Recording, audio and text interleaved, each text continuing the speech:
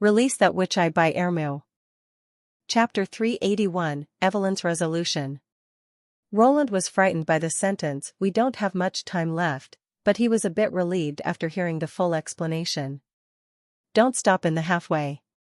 It sounds scary. You think 5 years is a long time?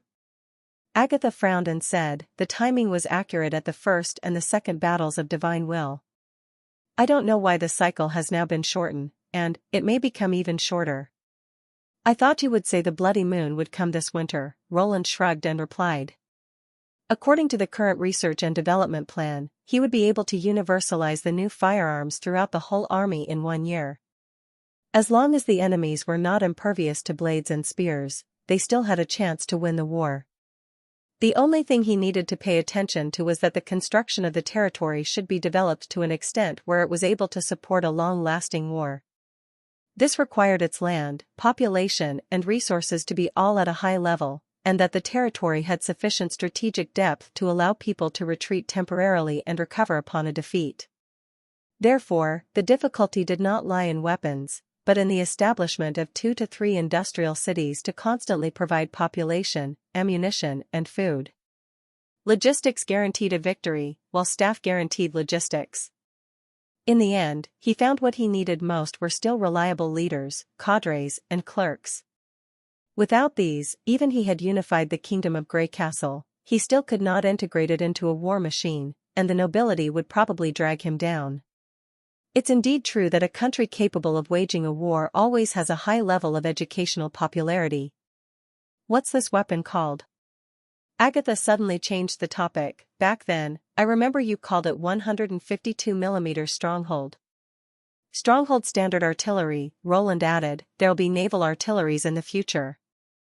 If you can fill the city wall with weapons like this prior to the arrival of the Bloody Moon, we probably can resist the attacks from demons. According to Kyle Sichi, what I made in the chemistry lab is also a part of the cannon, right? Agatha seemed to be determined and said, I'll try my best to produce liquid nitrogen and liquid oxygen, as long as you can. Don't worry. He comforted her. We'll defeat demons. Was this all that I needed to do today? Evelyn dipped her finger into the wine and touched her tongue. The spicy taste appeared to be more intense. According to His Highness' requirement, the purer the white liquor was, the better it would taste. The best spirit did not even have any water, and every drop of it was mellow and rich, although she felt the white liquor she made became increasingly close to what His Highness described, it could lesser and lesser be considered as tasty. Yes, good work. The manager of the brewery labeled the wine jars and nodded to her. Remember me to His Highness. Can you really sell these? Evelyn asked, confused. From her past experience of running a tavern, she was afraid that only few people could take such a spicy flavor. For this, I don't know either, the manager smiled and said, but there would be someone coming to ship liquors every now and then, so I think there are still some people who like it. Evelyn was relieved instantly. If nobody was willing to drink this, not only did His Highness fail, but she herself would become useless as well. It was fortunate that things turned out not to be what she thought was, and it appeared that His Highness was a true great noble who knew the taste of the nobility very well. She smiled, I'll take off then. Evelyn left the brewery and went across the streets filled with bitterly cold wind. Upon returning to the castle, she sensed the warm air surrounding her. The world inside the castle was totally different from the one outside. She took a deep breath, taking off her coat to be closer to the warmth. This kind of comfortable life was unimaginable at all in the past. In winter, she used to either tightly sit with her families by a brazier, or curl up beneath a blanket. What's the difference between the life in the castle and the kingdom of God that the church has alleged to be like spring all the year round? Plus, His Highness had said that he would popularize the central heating system throughout the residential area, and enable all the subjects to stay away from the piercing coldness of the months of the demons. She had no idea how many believers of the church had arrived at the kingdom of God, but in here, witches who were considered as devil's minions and ordinary civilians were the first to enjoy this privilege. If it was known by those believers, they would probably grit their teeth out of envy. His Royal Highness is truly capable of everything. Across the hall, Andrea, Ashes, and Shavy were playing poker. Double 8. Pass. Double 2. I win, Andrea smiled proudly and said, Ashes has the most cards, 6. Hand over the IOU for ice cream. Then she turned around and waved at Evelyn, hey, do you want to play with us? Out of curiosity, Evelyn could not help asking, what's an IOU for ice cream? That's a bet, Ashes waved her hand and continued, whoever has the most IOUs will have to give her next ice cream bread to the winner. How does it sound? Do you want to give it a shot? Evelyn was very hesitated. This is a rare chance for her to make conversations with combat witches. If it was on the sleeping island, both Andrea and Ashes would be figures only next to Lady Tilly, who were rarely seen, and would certainly not invite her to join their activities voluntarily. Besides, fighting the landlord is indeed very interesting, with simple rules but numerous variations, and it also requires teamwork. One can easily spend the whole day just playing it. However, it'll be the final exam soon. Aren't you going to review what you've learned? Did you mean the exam for that basic course in the evening? Andrea pouted and said, it's very simple. Probably I can pass it without much reviewing. The other two seconded with a nod. Right. Andrea is the nobility, whose insight and knowledge are greater than ordinary people. Both Ashes and Shavy can read and write. It appears now that she's the one that falls behind. I might as well not play, she hesitated for a moment and said, and I'd better go back to my room and do some reading. You guys please continue. Leaving the three people who were a little surprised behind, Evelyn rushed to Witch House. She pushed the wooden door open, and found Candle sitting at the table in the living room practicing the arithmetic exercises at the back of the textbook. You're back? Yes. Seeing the hard-working Candle, she felt a lot relieved at once. How did your revision go? Not bad. Nature and arithmetic are a little hard to understand, Candle smiled and said. How about you? Me too, Evelyn nodded and said, let's list all that we don't understand and ask Miss Anna in the evening. Sounds good.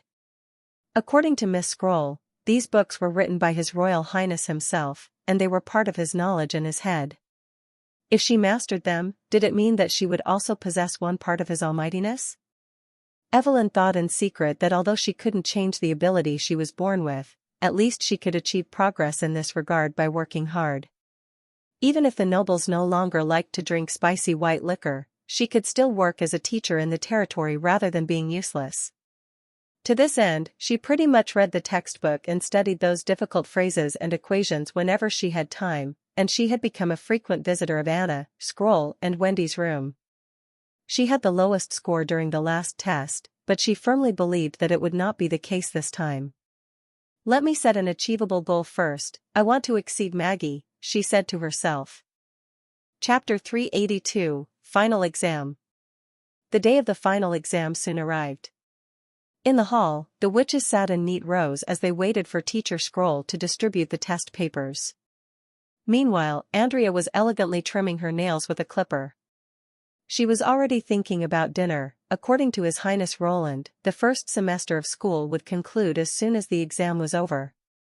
To celebrate, every student would receive a roll of ice cream bread for dinner. This meant that Andrea would receive much more than one roll. In recent days, she would play Fight the Landlord with Ashes and Shavy whenever she was free. This game of tactics and technique was somewhat similar to beast chess, which used to be popular among the upper-class nobility. In both games, the key was to make use of one's advantages and hide one's weaknesses, and deep planning was required.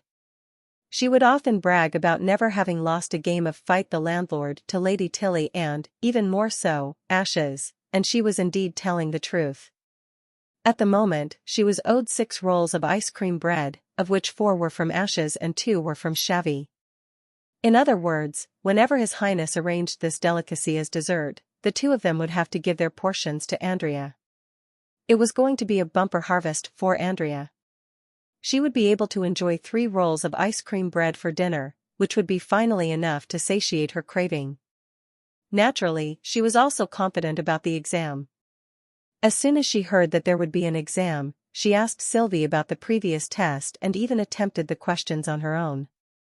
She realized that the test was very simple and was basically equivalent to the basic education for nobility. The test paper was mainly about recognizing words and phrases, and there were also a few simple arithmetic calculations of profit and loss, which were not as difficult as accounting problems, let alone family finance calculations. She was widely known as her family's prodigy in this area, and at the age of 15, she was already able to check her family's account books. The true way of the nobility was to do everything to one's best. The test papers were soon distributed. Andrea took a quick look through the paper and raised her head.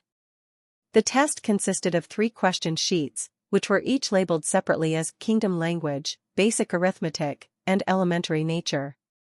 Great, exactly the same as last time. She grinned uncontrollably as she opened the Kingdom Language question sheet and began writing with her goose quill pen immediately.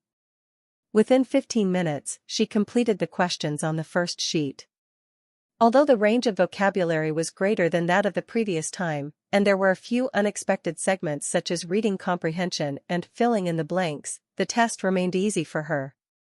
Well, it's just answering the questions after comprehending the passage and completing the sentences. It only looks confusing, but it's quite simple. The next sheet was basic arithmetic. The front segment comprised of simple calculations of profit and loss, but gradually, Andrea's progress slowed down. What does use an equation to describe 2 intersecting lines with a few dots above them mean? Her heart suddenly clenched. She began to have the feeling she got when she read Natural Science Theoretical Foundation. Why is it that I can understand the words separately, but not when they're connected? This was also the case for the subsequent questions. Andrea started to sweat profusely. She took a deep breath and held it in her chest. Then, she turned towards Nightingale, who was seated in the back row. As a fellow noble, can she give me some hints? But Nightingale's facial expression shocked Andrea. Nightingale was staring dully at her test paper while holding her goose quill pen in her mouth. She did not shift her gaze for a long time. Are the questions also difficult for her? Lady Tilly did not attend the exam, while the legendarily gifted Miss Anna was also nowhere to be seen. Andrea saw that most of the witches were still stuck on the first page and unable to answer the questions. After another 15 minutes, everyone flipped to the second question sheet. Even though they were much slower than Andrea for the first sheet, they did not stop writing even for a brief moment on the second sheet, and even Maggie was writing furiously. Oh dear, Maggie doesn't even hold the pen properly and looks as though she's clawing the pen in her fist, yet she's able to answer the questions? Andrea felt entirely helpless. Pretending that she had completed the basic arithmetic sheet, she flipped to the final sheet, Elementary Nature. Compared to the previous test's straightforward question and answer format, there were numbers and incomprehensible symbols this time. Wait, this requires calculation as well? She suddenly began to feel that things were not going according to what she had anticipated. The only relief was that Ashes had stopped writing a long time ago, apparently because she was equally stumped by the questions. But, what the heck, she thought, what joy is there in beating a meathead? Amidst her anxiety, she heard Teacher Scroll announce the end of the exam. Slumping back in her chair, she watched as the teacher took her test paper away, and she felt that her 3 rolls of ice cream bread for dinner were no longer that sweet. Your Highness, here are all of the test papers. Scroll placed a stack of paper on Roland's office table. Are you sure that you want to mark them yourself? Indeed. Roland smiled. Sometimes, reading test papers is a form of pleasure. For example, he could read their bizarre answers, or discover the test taker's anguish and suffering by reading between the lines. These served as spiritual food during his leisure time. Shall I collate the scores for you? Yes, sorry to trouble you. Roland nodded, and then he shouted, Nightingale, no peeping. You knew. From the couch, Nightingale revealed her form and smiled. Why doesn't Anna have to attend the exam? Isn't it the end of the semester? All sisters of the Witch Union should have to take the test. Roland burst into laughter uncontrollably. Because this test was formulated by Teacher Scroll and her. Nightingale kept silent for a long while before she asked, "How about your younger sister? Lady Tilly?" She helped review the test paper and took the exam beforehand in order to check for errors. The prince spread his arms. "By the way, she got full marks." Nightingale's shadow appeared to grow heavier. Roland shook his head and started to mark the papers. After all of the scores had been collated, Roland stretched his sluggish body. The sleeping island witches showed considerable improvement this time. Candle, Evelyn, and Sylvie all passed the exam, and among them, it was Evelyn who improved the most. Although she had the lowest score among the trio in the previous exam, she improved from 5 to 62 marks this time, undoubtedly because she had put in a great amount of effort. Conversely, the 3 combat witches who had recently arrived attained low scores, none of which went above 50 marks. This was understandable because they had spent a much shorter time in the classroom and their scores for Kingdom language were assigned a relatively low weight. However, it was Nightingale who fared the most terribly. Although she had attended class with everyone else, her total score was less than her last tests. Roland did not know whether to laugh or cry. It appears that learning ability is indeed a natural gift that can't be forced. The only one who surprised him was Maggie. Although she was not able to solve more than a handful of calculation problems in the basic arithmetic and elementary nature sections, she correctly answered most of the multiple choice and true or false questions and ultimately scored 63 marks, which Roland found rather unbelievable. How did she manage it? Roland could not think of a reason. Chapter 383, The Bite. Inside the Tower of Babel at Hermes Cathedral. The newly crowned Supreme Pontiff, Maine, was quietly listening to the reports of the 3 bishops in the secret room. Aside from the elder Bishop Tayfun, the other 2 were newly promoted archbishops, Soli Darl and El, who came from the verdict army and tribunal respectively. The former had been a gallant and heroic presiding judge who had gained a stellar reputation over the course of more than 25 years of service in the army, and the latter had been Heather's adjutant and was also widely respected. The intake of orphans from the Kingdom of Everwinter has been very successful during this year's months of demons. The nobles of every major city have fully yielded to the church. At present, the number of orphans sent to the Holy City is already 3 times more than the planned, Tayfun said with a sigh. This is the only piece of good news recently. The nobles were always like this: as soon as they saw that the situation was not advantageous to them, they would change sides faster than they drank water. Maine nodded and replied, "This is only the first year, and there will be more and more in the future. If we're able to take over the whole continent, our yearly intake could fill up an entirely new city." "I hope so." Tayfun sighed deeply. "How many times has this place been attacked by demonic beasts since the heavy snow began to fall?" 6 times, Soli replied. 6 times, and hundreds of verdict warriors have already died on the front line, Tayfun said in a heavy tone. The God's Punishment Army has also lost 10 of its personnel, and the demonic beast's offensive will only become fiercer next year. "This is easier than fighting the demons," El said and gestured with his hands. "Although I haven't personally witnessed the might of the demons, the Holy Book describes them as invincible. Is it really necessary to defend this place to the death?" "What on earth do you mean?" Soli frowned upon hearing El's words. "God gives us our direction and strength. As his disciples, how can we not stick to our faith and run away instead?" "Stop quarreling," Maine said, thumping his scepter on the ground. After working with Heather for more than 10 years, El has been affected by her loose-lipped temperament.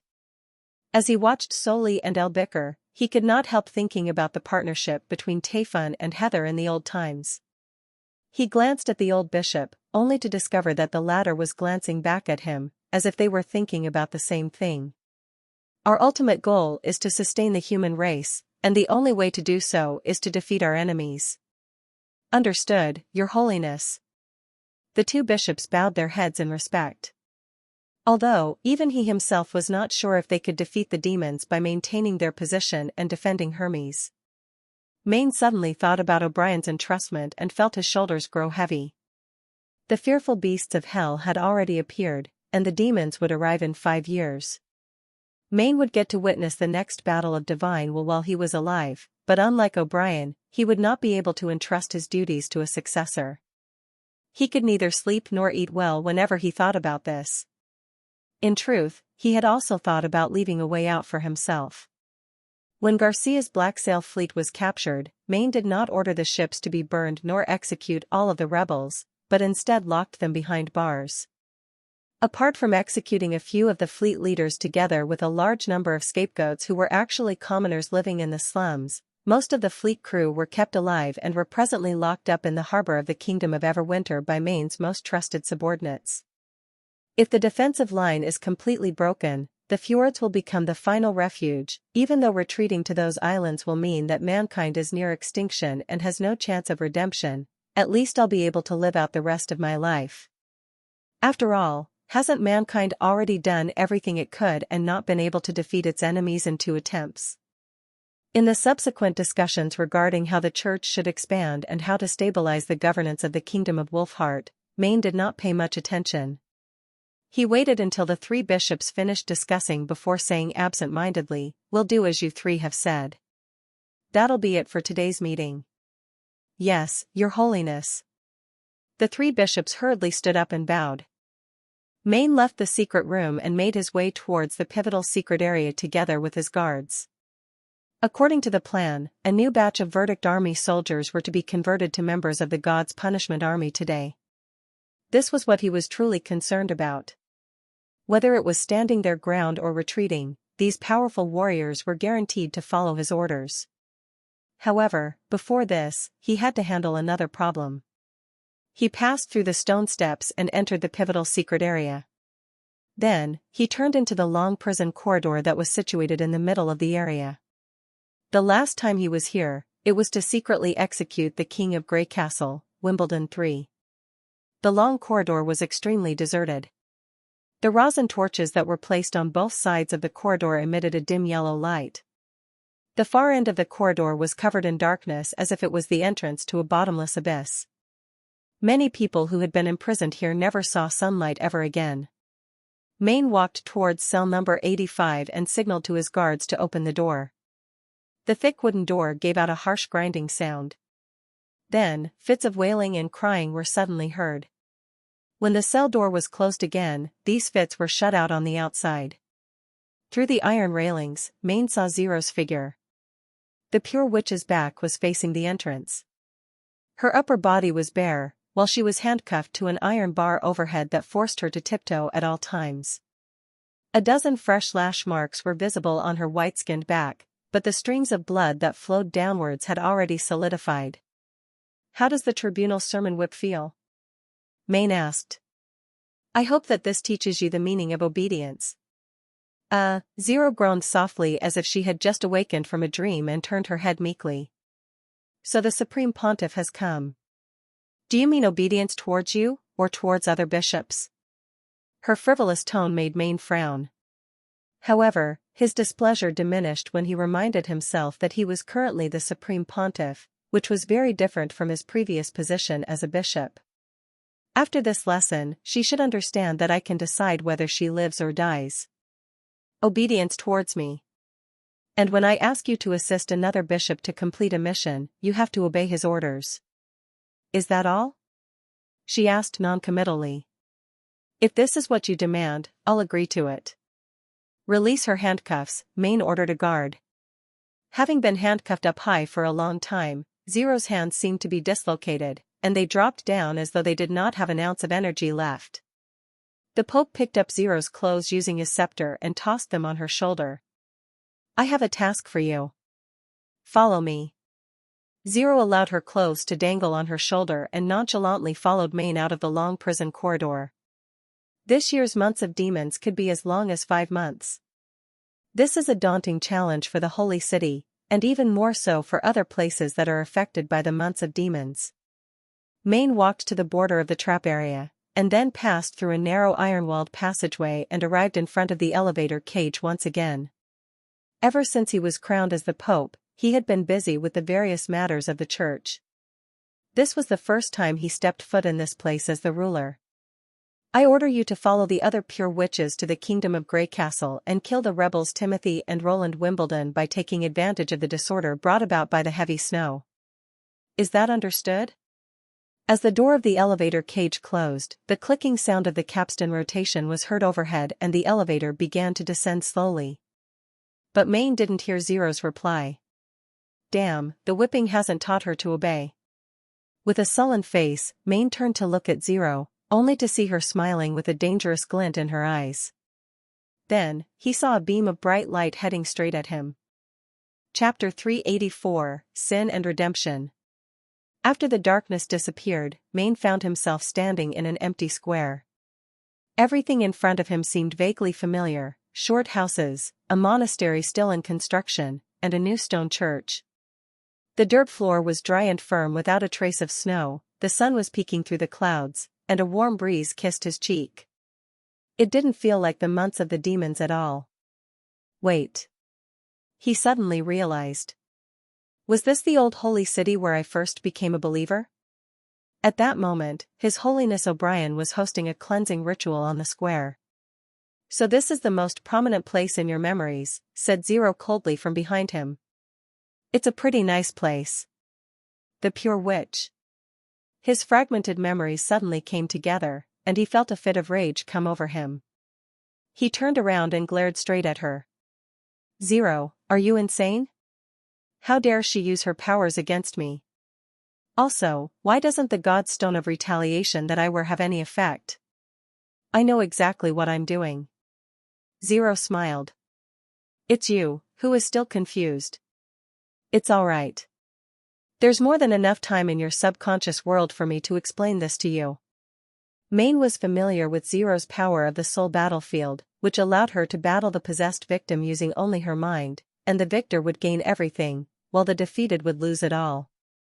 This was an extremely rare type of summoning power and could only be resisted by God's Stone of Retaliation. But, damn it. I'm clearly wearing a God's Stone of Retaliation. He reached into his pocket and took out the blue crystal, the silhouette of which reflected a cerulean light under the sun, showing no defects. Why? Maine asked, gnashing his teeth. Are you talking about the stone? Zero smiled. Basically, its sphere of influence has been removed. Of course, a mortal won't be able to feel the difference. Its influence has been removed? The Pope couldn't help but stare. There's only one person in the entire holy city who can counter the effects of God's Stone of Retaliation, and that's the pure witch Isabella. This is blatant betrayal. These be asterisk cheese. A vein throbbed on Maine's forehead, and his hands shook with anger. If I knew how unreliable these tools were, I would have added them to the God's punishment army when I was appointed. He tried to control his temper and said bitterly, when did this happen? How could I know when she struck, since you put me in a cell to teach me a lesson? Zero shrugged. I only asked her to do it and that's all. You asked. If you hadn't been planning this for a long time, how could she do such a blasphemous thing so easily? No, his heartbeat suddenly stopped.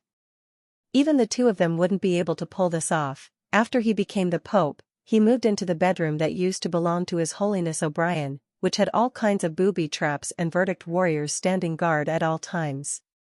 Not to mention there were advanced magic stones by his bed, which he carried with him every day, and guards followed him everywhere. How did they manage to find an opportunity to strike? Maine was so angry that he actually grew eerily calm. What do you want? Are you doing this just to get back at me for my punishment? Even if you kill me, the entire cave below your cage is the influence area of God's stones, so you have nowhere to run. As soon as the elevator stops, you'll be spotted and captured by the waiting verdict warriors. Don't even dream of escaping this cell, because when they start interrogating you, you'll feel like the days of whipping is just tickles to you. I don't want to escape. Zero shook her head. I want to replace you and become the Pope.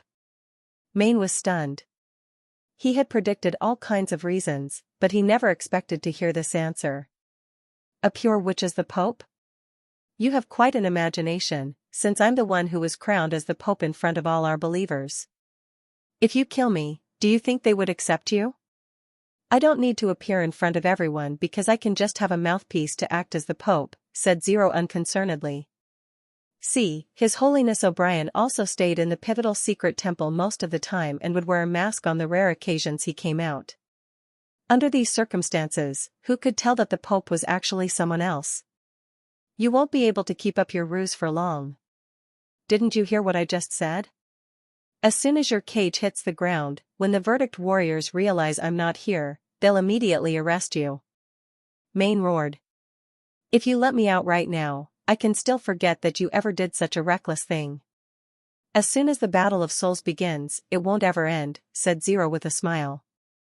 Also, you were wrong from the beginning, because they won't arrest me. Won't arrest her. What does that mean? The Pope stared at the pure witch's eyes with a frown and tried to see what she was thinking, but her eyes only shined with excitement and didn't reveal a trace of fear or panic. She didn't avert her eyes and instead stared calmly at him, as if she was saying a completely normal thing. Maine suddenly felt a bolt of electricity flash through his mind. Even giving up may also be a wise choice. Chapter 385, Cause and Effect. Don't be so upset, Lord Maine. Zero held her hands behind her back and slowly circled the square. The church was originally founded by the Union anyway, so His Holiness only did this so that the witches could get back what was theirs. If you win, you can also get my memories and experiences, wealth I accumulated over the past 200 years. I see. Letting Zero use the reflection church was already strange because even if she were the Pope's favorite, she was still a pure witch and shouldn't have been given access to the church's deepest secrets. Unfortunately, I didn't realize this soon enough. Maine was silent for a while before saying, if you win, where do you plan to lead the church to? To victory, she said, raising her head, or destruction, just not towards the Fjord Islands. What? You think no one knows about your secret orders? Zero's tone contained a trace of mockery. Right before a great battle, you sent resources to the port of Kingdom of Everwinter to repair ships and support sailors. Plus, you sent a large number of scapegoats to the gallows. These are all costly expenses, practically impossible to hide from the church. Shoot, O'Brien even entrusted her with the pivotal secret area's intelligence agency. He thought silently. That doesn't prove anything. As the Pope, I need to think in the long term to ensure that the church survives under any circumstances. Do you even believe your own words? Zero laughed. Right after you accepted the scepter in front of all those believers, you started thinking about your own future, and you lost your will to win the battle of divine will before it even began. Do you think a mortal like you can earn the approval of God? What approval of God? Maine couldn't help but scream. If His approval was really protecting us, why were the humans suffering defeat after defeat? He panted heavily and rasped. Meanwhile, we need to rely on God's punishment army to battle the demons, so time is of the essence, and there's nothing you can do to change that. No, not just God's punishment army, whispered Zero. The fate of mankind shouldn't rest in the hands of a few people. Are we supposed to count on you witches? Maine chuckled coldly. Don't forget that it was your kind who failed us 400 years ago. The witches are also only a small group. She stopped walking and stared directly at the Pope, her eyes chilling him to the core.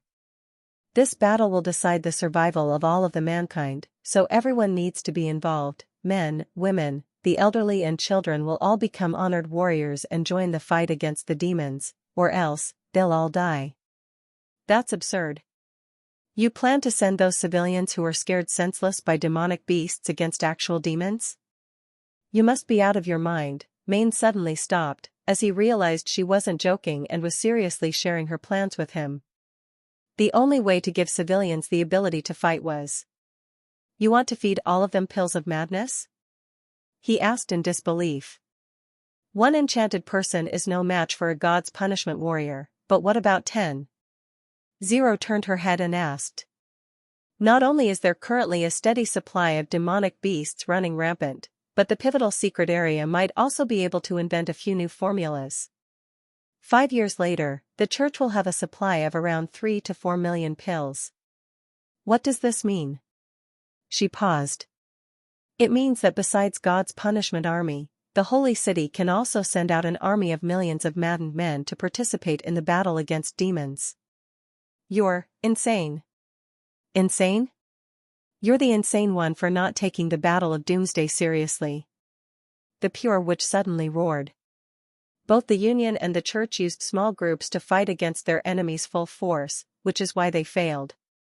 No one is exempt from this battle, and mortals can't hide behind God's punishment army or witches forever. As I said, this is a fateful battle that requires everyone's full efforts, otherwise we won't be able to contend with the demons in the barbarian land. A pure witch raised by the Church would never say such a thing because this was the mentality of a conqueror. Maine's face grew pale. You are an absolute mutt. Your Holiness O'Brien, did you really foresee all of this? Accepting knowledge is a part of the process of self-change, and only the exchange of thoughts can bring progress. Zero inhaled sharply. Perhaps we should stop chatting and decide who the ruler of the Church should be. Don't bet on winning, said the Pope through gritted teeth. I built this world. As soon as he finished speaking, red mist appeared at his feet and began to spread. Zero seemed slightly taken aback. Suddenly, she grasped her throat and screamed a tortured cry, her face curling up like orange peels, falling off in chunks, and spewing blood everywhere, soon losing its human form. This is the demonic mist hidden in the pivotal area's traps and only affects witches with magic power, said Maine bitterly through the red mist. If I fill the entire square with it, you'll be left to suffer endlessly and die 1,000 times. Is that so? A gust of wind suddenly cleared all the red mist around the pure witch, and the reborn Zero said painfully, of course, the new pope has some tricks up his sleeve. If you headed straight to the library of the pivotal secret temple in the beginning, this battle would be even more difficult, but this is also the fun part of the battle of souls. Is that a stone of wind power? May noticed a ring with a green crystal on her finger. The stone's area of influence is limited, so as long as I keep my distance, I can break this shield with a god stone of retaliation bolt. But just to be safe, I should make some preparations. He racked his brain, created 2 pills of madness, and swallowed them. Oh, smart idea, said Zero with a grin.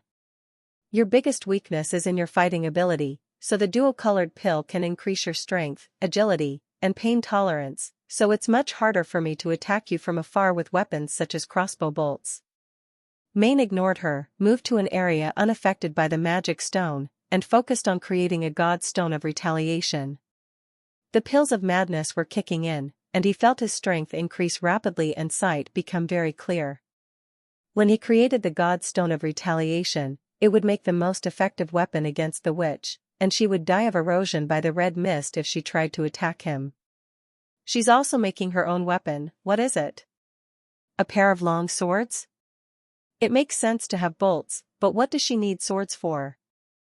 Also, the structure of the swords is very strange, with a blade as broad as her torso and encrusted with many crystals, seeming strangely familiar. Zero raised the weapons in her hands. Do you know? In the illusion room of the Reflection Church, there is more than one recorded image. What does that mean? Did you forget what His Holiness O'Brien said? Alice's battle with Natalia was completely recorded by the Union, she said carefully.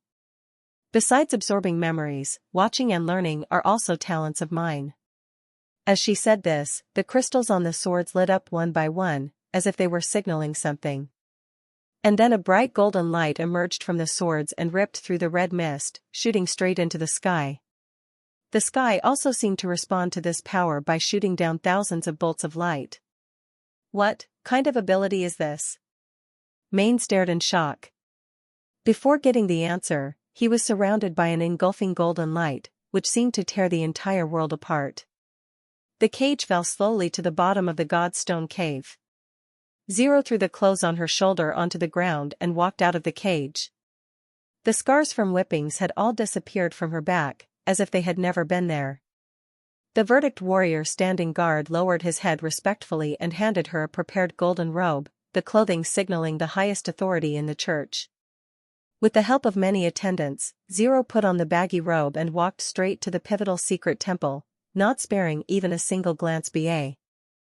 Chapter 386, A Different Story. After a busy week, Roland built a new chemical factory next to the Redwater River. Considering the toxicity of nitrogen oxide, this factory was built like the convenience market, with a gaping wall and wooden roof, a one-story tall gap in the middle, and awful ventilation. Of course, the temperature inside was pretty much the same with that outside. The new oxygen and nitrogen synthesizing system was already in use. The heat produced instantaneously by the black fire was the same as an electric arc and was much more efficient. After the raw materials were placed into the reactor, Anna only needed 8 minutes to turn them into nitrogen dioxide, which produced nitric acid when combined with water. The system that synthesized ammonia from nitrogen and hydrogen was also in full swing. The amount of liquid nitrogen resolved from cooling was much larger than the amount of liquid oxygen, so the leftover nitrogen was used to produce ammonia. Roland also did not cease the regular industrial production of nitric acid so that he could cover all his bases. Every new production line for nitric acid was an opportunity for more chemical explosives. According to the test on paper's abilities, he found that she truly could speed up a heated nitrogen and hydrogen reaction to the extent that it seemed like the results were instantaneous. The problem remained that she still could not control the release of her magic power, and her young age made her consume the little power she had very quickly. However, this could be fixed through practice. According to Wendy, the girl was improving quickly, and she would be able to maintain her power at a basically stable level in about a week. With these 2 production lines and a stable glycerol nitrification output, achieving modern smokeless powder became possible. The next step was to design a repeating firearm and begin producing it as soon as possible. Roland was just thinking about his design for the new weapon when a guard walked into his office and reported, "Sir Ferlin Eltec and his father Duke Eltec are here to see you and are waiting in the lobby." Ferlin? He pondered for a while. Wasn't he the first knight of the Western region, Kingdom of Dawn? All his family should be at Longsong Stronghold. Why is he suddenly in Border Town? Did they mention why they were here? Sir Ferlin said it had something to do with witches and told me to give this to you. The guard handed him a piece of delicate parchment depicting the treasure map previously drawn by Morning Light, but compared with the previous rough draft, this map almost seemed to be printed. Roland suddenly remembered that Ferlin once said this map had been passed down in his family for 400 years, and that lightning used it to find the stone tower where Agatha was being held. He was suddenly very interested. Go summon Agatha, she should still be in the chemical lab right now. I'll go and see them right away. Yes, Your Highness. After the guard left, Roland rolled up the map and went to the lobby. Ferlin and an old man immediately stood up and bowed in respect. The prince noticed that both men were wearing thick leather jackets with sweat stains on their shoulders, and the old man's forehead was already brimming with sweat. He smiled and said, "If it's too hot, you can take off your coats.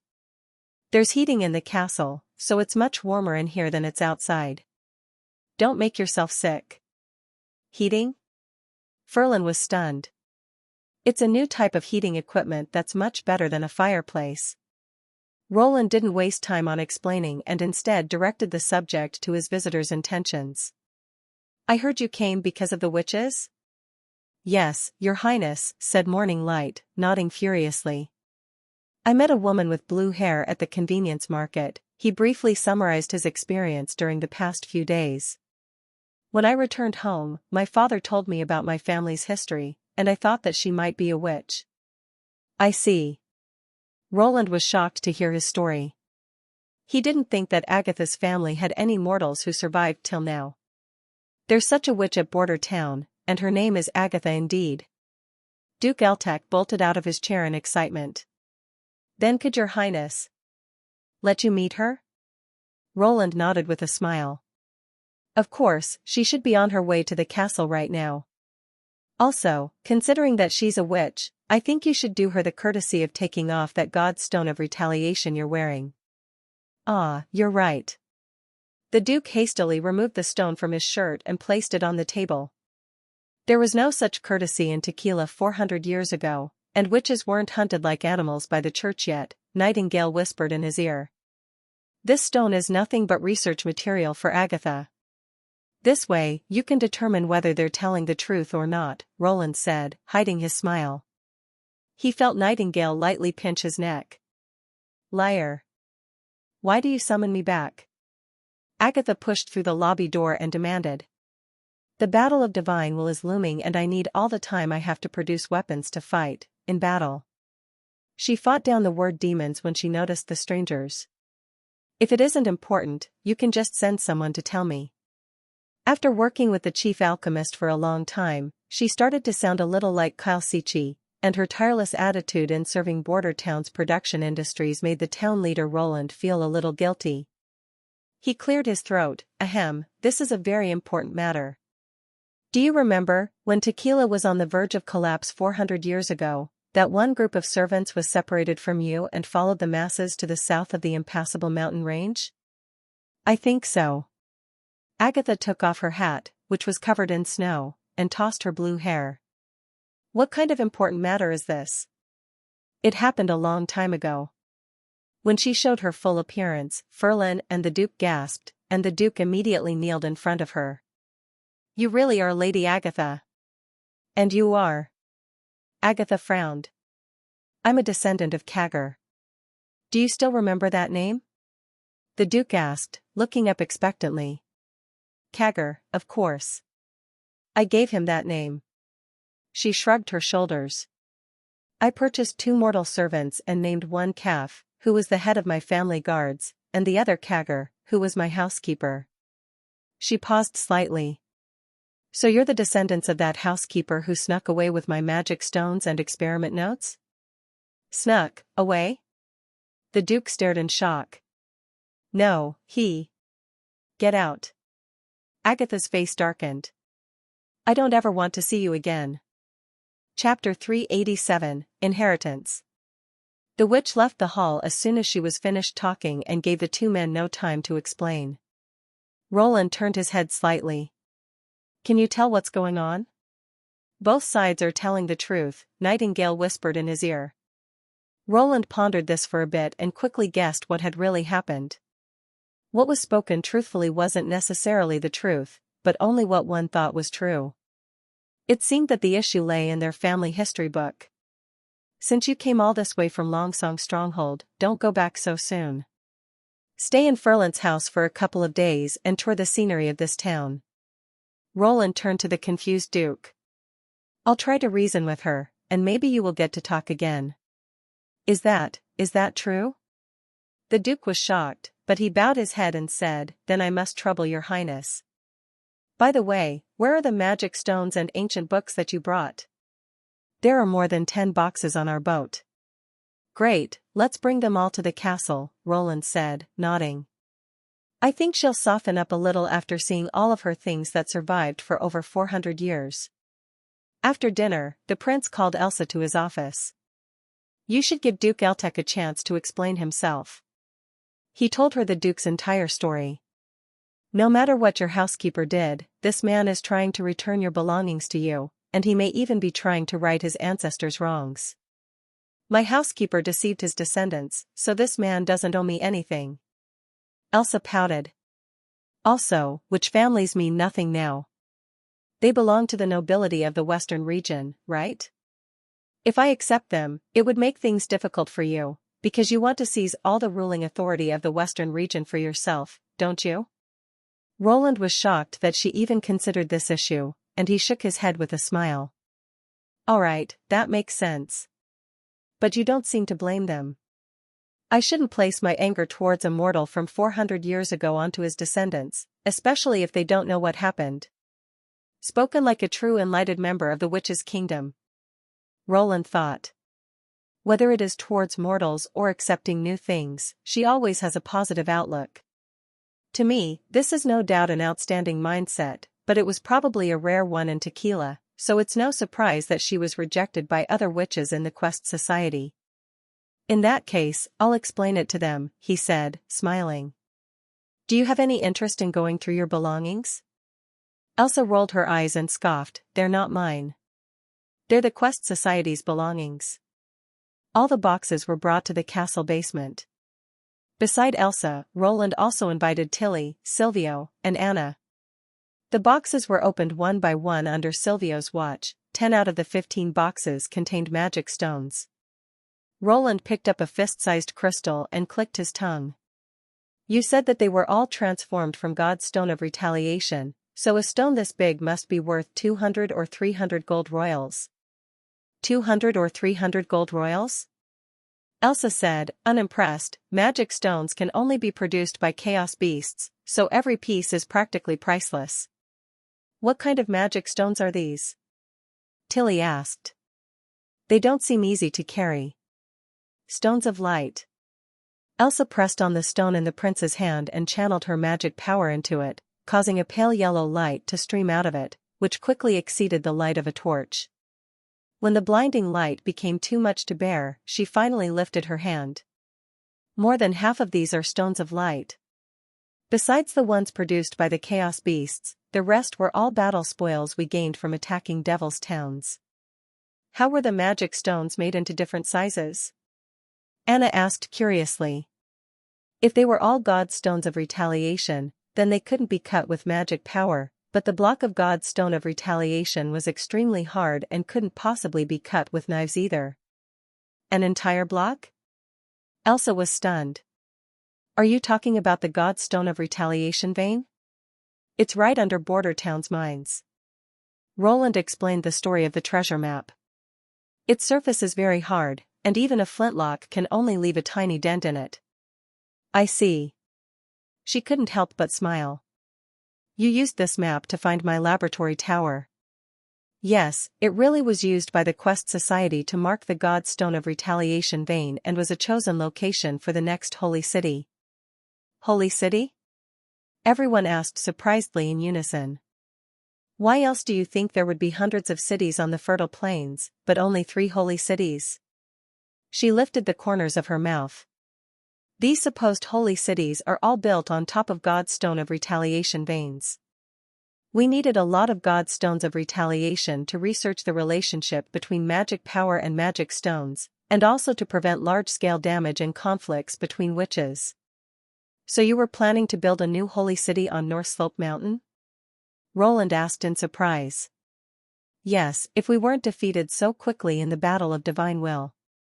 Elsa sighed. It was the same case with the Barbarian Ridge and the impassable mountain range. You now refer to it as the Hermes Plateau, which is where the church's holy city is now. The church also continued using the term holy city, Tilly said with a frown, so it is even more possible that they are descendants of the Union. Thank goodness they didn't build the church's holy city in Western region. Roland sighed quietly in relief. Anyway, the God's stone of retaliation is basically indestructible, so cutting it requires a special solution, Elsa continued to explain. It contains the blood of witches with magic power, or the blood of demons. Blood? Sylvie couldn't help but gape. Yes, and the amount of blood needed depends on the stone, she said, spreading her hands. In the holy city, all adult witches were required to donate blood. Once it leaves the body, the blood lost magic power very quickly, so it must be used on the spot. Every 2 or 3 years, eligible witches would be ordered by the Union to go to the mines and donate blood, and any captured demons would also serve this purpose. Have you done this as well? Anna asked. Of course, Elsa said, nodding. Even the 3 chiefs of the Union were no exception. What about demonic beasts? Sylvie asked. Some demonic hybrids also seem to have magic power. Yes, but the levels of their magic power are very low, so their blood can only be used to deal with shattered stones, and they have no effect on the actual veins, Elsa replied. After the God's stone of retaliation is cut, its hardness will greatly decrease with its size, and its range of impact will shrink as well. For example, the God's stone of retaliation that people carry around with them can be easily smashed with a hammer. Chapter 388, The Sigil of God's Will. These words confirmed Roland's guess, which was that the God's stone of retaliation did not affect magic power, but witches' abilities. Besides the Chaos Beast, did the Quest Society find any other ways to produce magic stones? Agatha shook her head. It's easier said than done. The Union once had a witch who could turn God's stones of retaliation into regular stones, But all she did was to remove the magic power. It wasn't nearly enough to even produce the simplest stones of light. She turned to Sylvie. You can see the form of magic power, so you should also be able to see the real forms of these crystals. It's a ball of faint fog, Sylvie said with an unsure tone. This is one of the ways magic power gathers. Agatha nodded. The Quest Society examined and recorded almost 10,000 witches and magic stones, and they found that most unevolved magic power came in the form of fog, cyclones, blown sand, light balls, and flames. They might look similar, but each had an infinite amount of minute differences, which was why we believed there were no two identical magic powers. As for magic powers that were condensed after the High Awakening, their shapes differed even more. Its light is dimming, Tilly suddenly pointed to the stone of light in Roland's hand and said. That's because I only channeled a small amount of magic power, Agatha explained. But I once saw a stone of light in the fjord ruins that never dimmed, she said confusedly. If those underwater ruins belong to you, then can you also make a stone of light shine for 400 years? Underwater ruins? Agatha was shocked. Did some Union members go to the swirling sea? She shook her head and dismissed this thought. It's possible to make a stone of light shine forever, but it requires more than 10 witches. More than 10. Anna mumbled. Is it transferring magic power? Yes. Some witches can refill others' magic power or directly exchange the magic power collected from two people. This way, a witch can channel much more power than the amount she has in her own body and cause a magic stone to act continuously. Agatha returned the stone of light to its original brightness. However, this method doesn't work on every kind of magic stone. Usually, only the stones of mist with the simplest form of magic power can be used this way, such as stones of light or echo stones, which aren't much help in battle. But they would be very useful in the castle, Roland said excitedly, staring at the box of stones of light. In a time before the electrical age, these things would be perfect lighting, and he was sick of weak and flickering candlelight. Candles were all right in the winter, but working in the office in the summer was absolute torture, not to mention it's horrible for his eyesight. Now, these magic stones could brighten the entire castle, even at night. They would? Agatha asked disapprovingly. I think they would be more useful in the laboratories, especially if we want to keep producing liquid oxygen at night, because open flames are too dangerous. Is she asking to work overtime in addition to the 8 hours during the day? Roland tilted his head. Ahem, let's take a look at the magic stones in the other boxes first. A quick check showed that besides stones of light of various shapes and brightness, there were also some random stones. According to the Ice Witch, although these were all priceless goods, they were still of the lowest tier of magic stones. For example, there were stones of vigilance that sent out signals and stones of pathfinding that located things. I wasn't in charge of everything in the Holy City's stone tower, and I was basically estranged from the Quest Society at the time, so all the goods I transported were unimportant. What about these books? Roland pointed to the black books in the other boxes. Are these all lab records? Some of these are the general principles. Agatha blushed. I wanted to save a copy as a promotion guide to the new witches who had to reclaim wastelands. Why was this embarrassing? Roland glanced at her curiously and continued to sift through the remaining boxes. This wooden box is a little strange. Sylvie's words caused his hands to tremble and recoil immediately. Is there a booby trap? No, there's an interlayer, she said, examining the box. It's at the very bottom. I didn't notice it at first because I thought it was only a regular partition. Roland took out all the books from the box, exposing the thick bottom. Anna carefully cut open the wooden plank and retrieved a cast iron box. What's it?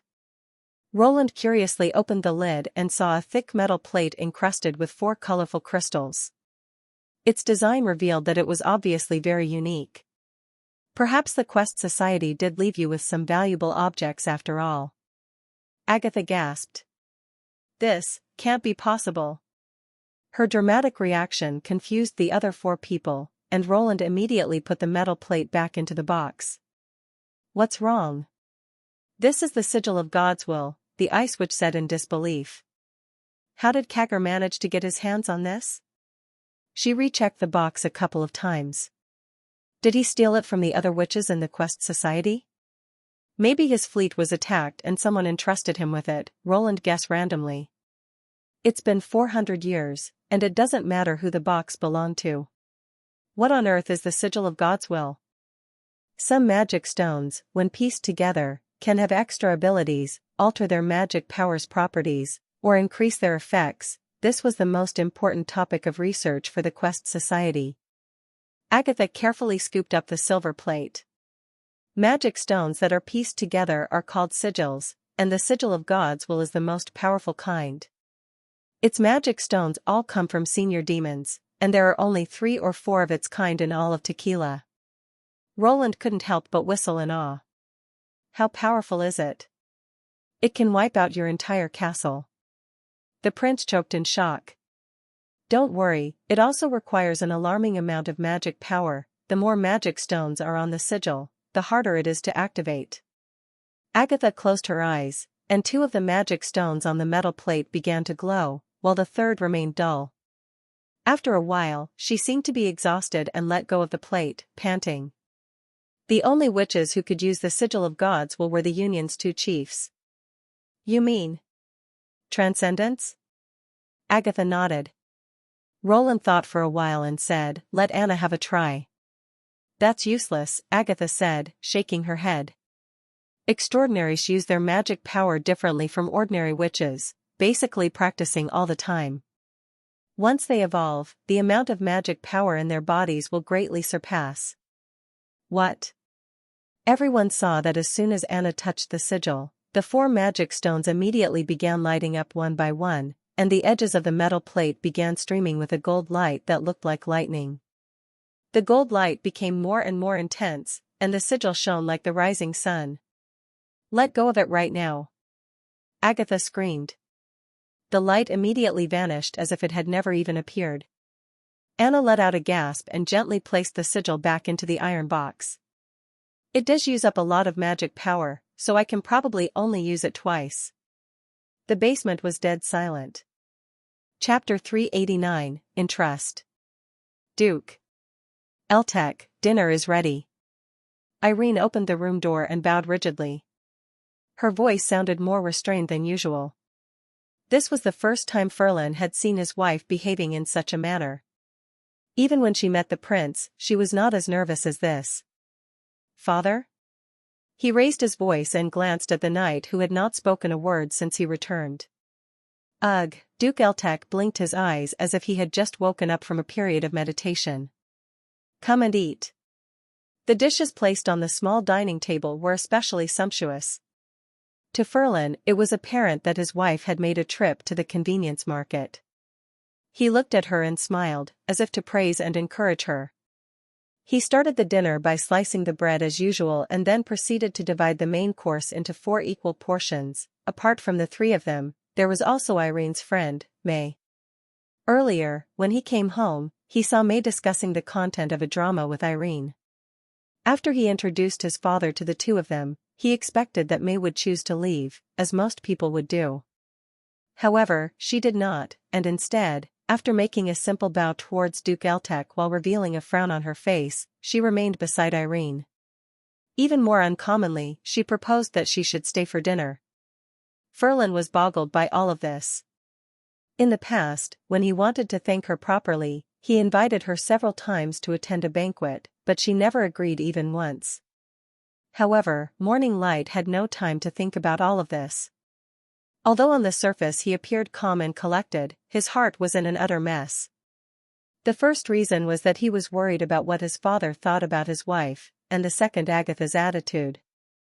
From the look of disappointment on his father's face, it was evident that, as the current head of the Eltec family, he cared a great deal about the matter. However, Ferlin did not know how to console his father, particularly because the many years of separation had created some estrangement between them. All he could do was continue to eat quietly. Fortunately, Miss May was around. Her conversation topic regarding the drama aroused the interest of Duke Eltec, and together they had a nice chat about the charm of King City and the lives of the nobility. Hence, the dinner was not so dreary at last. Moreover, Irene was able to participate in the discussion regarding the new drama, and Duke Eltek even inquired about her recent performances. This allowed Ferland to feel relieved. After dinner, May swiftly took her leave. After helping his wife to wash the cutlery, he was asked by his father to meet in the study. "Your wife has made a good friend." "You mean Miss May?" Ferland was slightly surprised. "She's indeed an outstanding actress, and has assisted Irene tremendously in her dramas. She took care of Irene during the show in the Stronghold." "No, I'm not referring to acting," Duke Eltek said. "Didn't you notice? She kept asserting power over me." "Assert power?" Ferland's eyes grew bigger. Weren't the two of them simply having a nice chat? "Ha ha ha," the old man laughed uncontrollably and shook his head. "You really don't understand how nobles deal." Her story regarding King City was taken from a legend about the interaction between a commoner girl and a noble man. It's called Cinderella. When discussing politics, she even referred to His Highness' intention to reclaim feudal land. "I believe that she knows that you willingly severed ties with your family to be with Irene, or else, she wouldn't have opposed me in every sentence." "Is that right?" Duke Eltek smiled. "Rather than be in awe of superficial things like status and title, you should know that it's one's practical actions which are more important. After talking to Miss May, I've figured out what to do regarding Miss Agatha. Whether or not our ancestors lied, we've returned the items that she entrusted to us wholly intact. Even if she's unwilling to accept us, we can serve her through other means." As he spoke, he sighed loudly. "Although I personally disagree with your view, yet after seeing your life here with Irene, I suddenly realize that these efforts may not be futile after all." "Thank you." The sense of affirmation which was revealed in his father's words made Ferland's eyes well up with tears. Although he was very firm about severing his family ties back then, he still hoped in his heart that his marriage would be endorsed by his family. However, what Duke Eltek said next astounded him. "Have you ever considered returning to the Eltek family?" "What?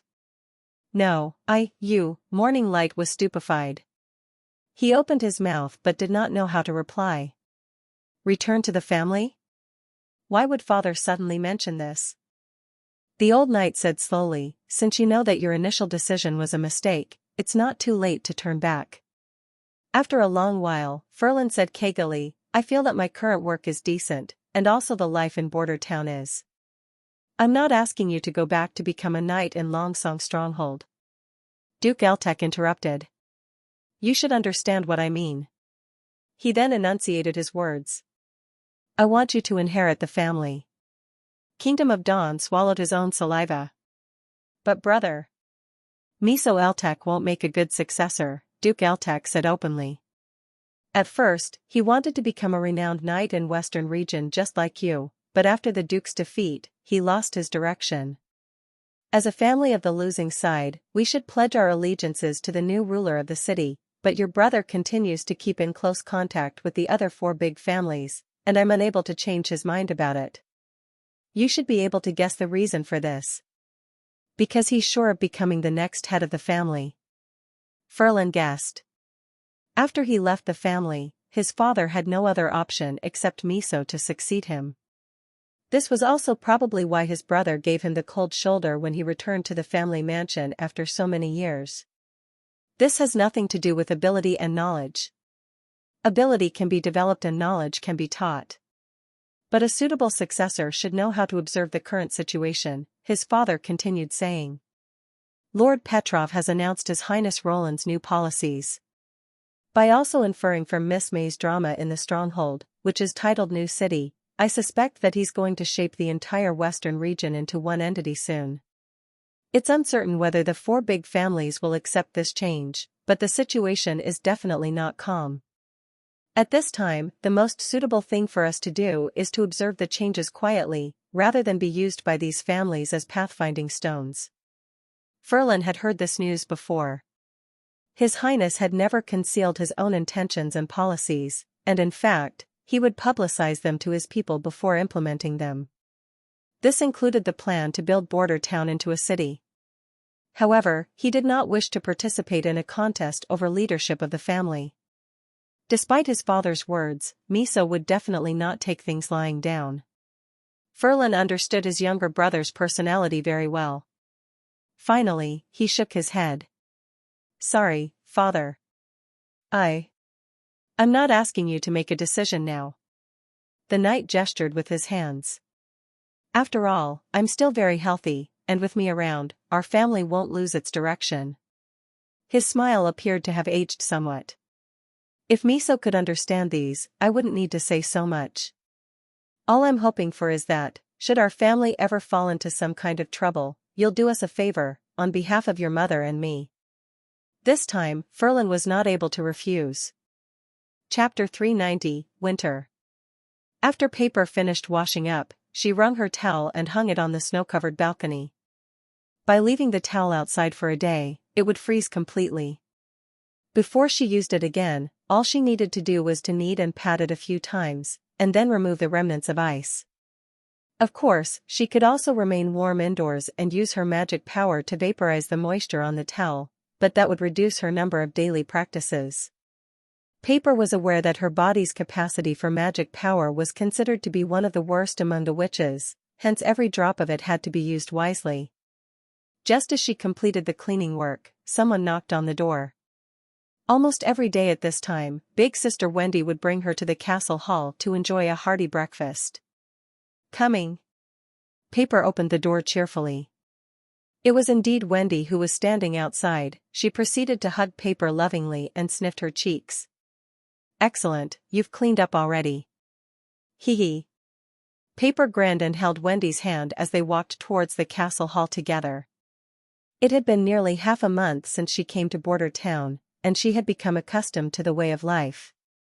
Here, there was no need to leave her shack early in the morning to find food, and no need to worry that the firewood she gathered would be stolen.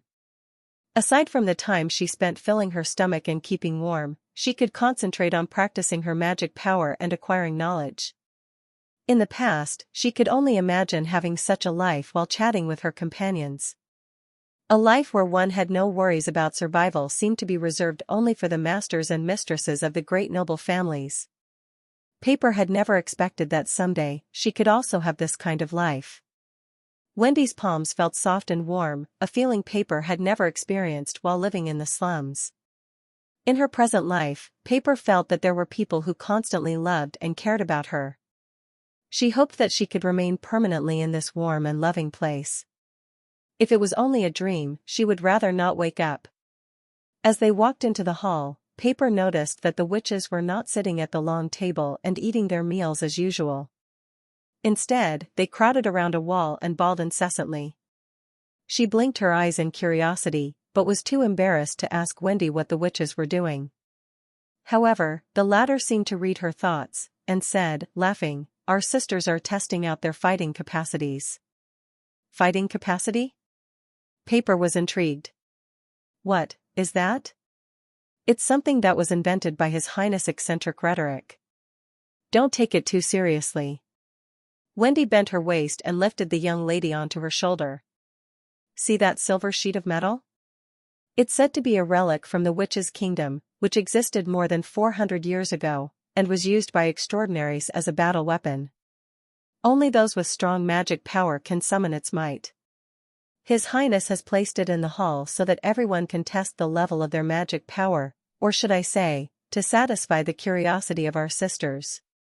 Those who are able to illumine the 4 magic stones placed on the weapon in one breath would be considered to have divinely willed fighting capacity. Paper felt extremely confused. Witches' Kingdom? Extraordinaries? Magic stones? These foreign words left her scratching her head, but that did not mitigate the shock caused by the incredible sight before her. As the witches took turns to place their hands on the metal sheet, the embedded crystals glowed brightly and resembled a kaleidoscope of colorful stars.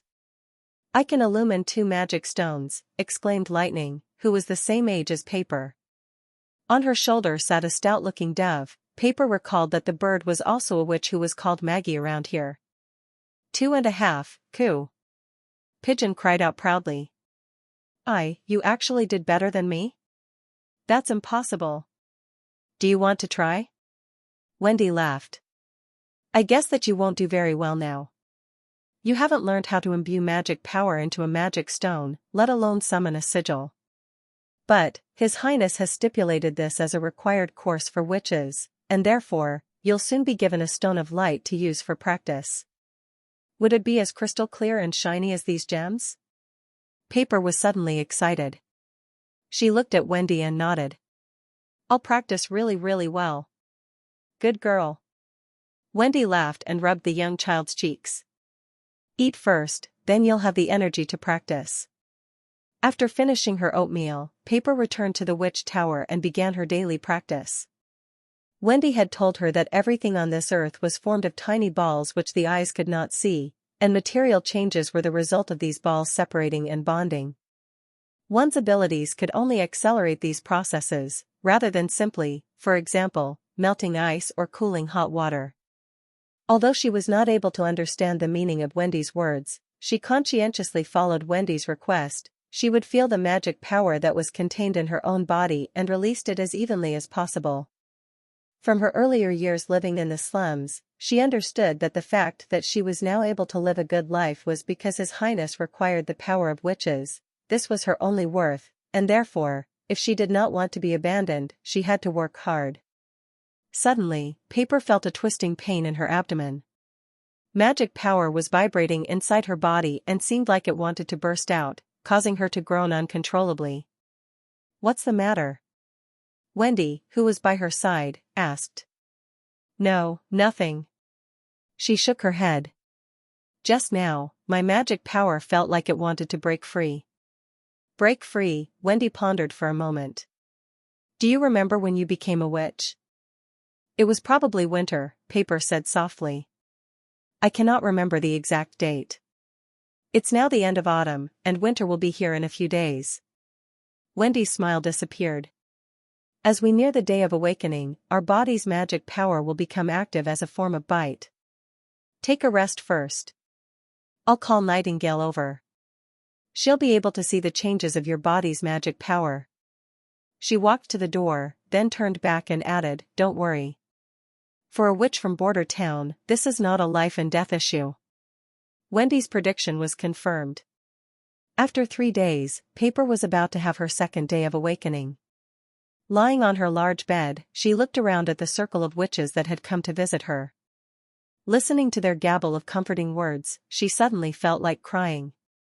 The pain of being burned by magic power, which she remembered from her first awakening, seemed to become much more bearable. Because your practice time is relatively short, it's not guaranteed that the pain of the bite will completely go away. Wendy sat at Paper's bedside and stroked her hair. But remember, don't ever think about giving up, and don't lose your sense of awareness. Paper nodded.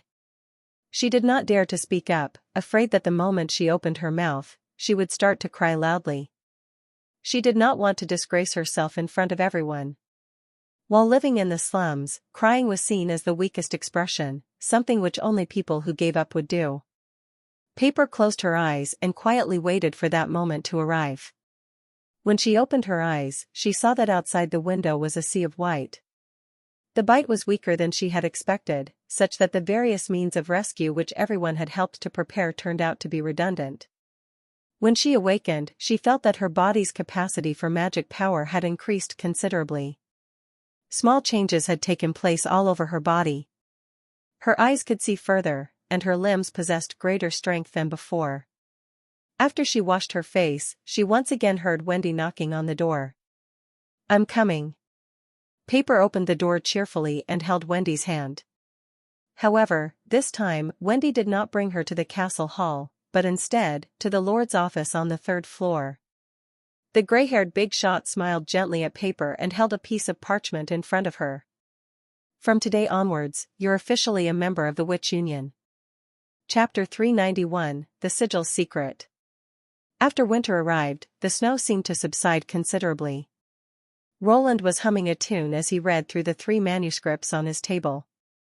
They were, separately, the plan for the trial and production of the latest type of ammunition, the blueprint for the latest generation of small weapons, and the construction plan for the spellcaster tower. The former two manuscripts were ideas which he had conceived for a long time. Now that he could make use of Agatha's abilities to freeze and control temperature, the town's nitric acid output increased many-fold. The problem regarding the stability of the mass production of nitroglycerin had also been solved, and therefore, all of the conditions for the manufacture of double-base propellants were fundamentally provided. Even though Roland knew that this type of propellant was created by dissolving nitrocotton in nitroglycerin, and eventually obtaining a viscous jelly that could be sliced or granulated, he still required an alchemist to test and find out the mixture ratios involved. Fortunately, Kalsichi was already very experienced in conducting both quantitative and qualitative experiments. If this task was given to him, the results should be obtainable in 1 or 2 weeks. Since Roland was already trying to produce a brand new propellant, naturally, the development of a new type of light weapon was also on the agenda. Compared with blackfire gunpowder, which required the use of a large-caliber revolving rifle, only a small amount of a double-base propellant was necessary to achieve an equivalent lethality. Therefore, based on firepower and cost-to-performance ratio, it was definitely better to switch from rifles to light-caliber automatic weapons. Of course, the specific parameters were to be further determined according to the results of Anna's processing. Roland drank a mouthful of hot tea and placed the third manuscript in front of him. This was what excited him the most at present. Compared to the other plans, the contents of this document looked very discordant. At Agatha's request, he planned to build a spellcaster tower beside the witch house and use it for the research and manufacturing of sigils. He imagined a lofty magic tower standing high among the masses of chimneys and factories. It felt simply too cool and fancy. Roland started laughing uncontrollably. Nightingale, who was at one side busy gnawing on dried fish, looked at Roland contemptuously. "Are sigils really so interesting?" The witch's kingdom possessed many sigils, yet still lost to the demons. "But there are some very interesting things inside." The prince took a thick book out of a drawer. It was a sigil collection that was translated from the experimental notes left behind by the Quest Society. It recorded all of the formulas discovered by the Quest Society over more than 200 years. To him, this was a completely new territory. After Agatha had completed the translation, Roland spent most of his night times reading the book. As he read about the uses and composite lists of the magic stones, he felt as if he was assembling runewords. Probably, when the chief alchemist first received the Book of Elementary Chemistry, he carried similar excitement as he studied the different chemical formulas. Knowledge that's new always seems especially attractive, even if it's only basics. For example? Nightingale leant over to Roland. "Like this." Roland pointed to a sentence in the book. "The ancient witches called this the sigil of listening. It is used for long-distance communication, and, like the sigil of tracking, it'll remain effective even if it's separated into parts."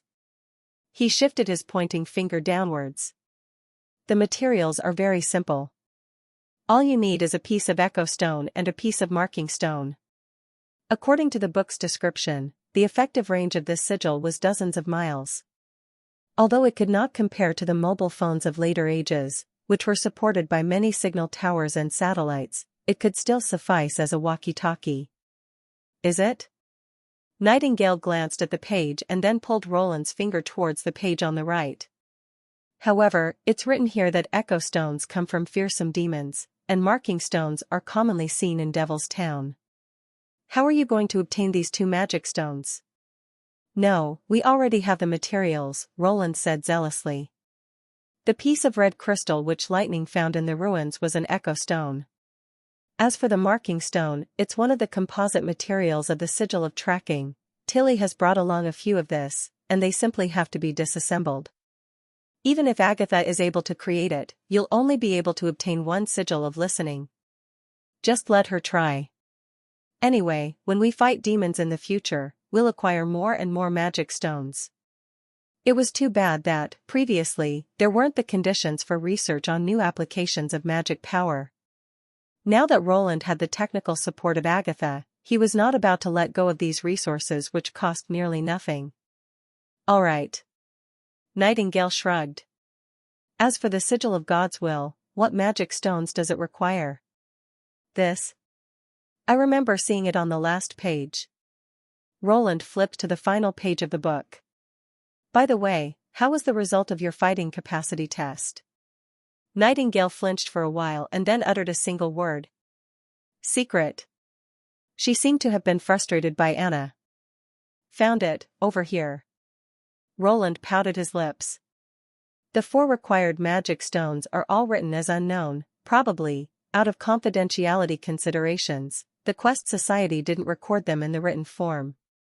However, according to Agatha, these magic stones mostly come from the senior demons, and therefore, even if they were written down, no one would be able to obtain them.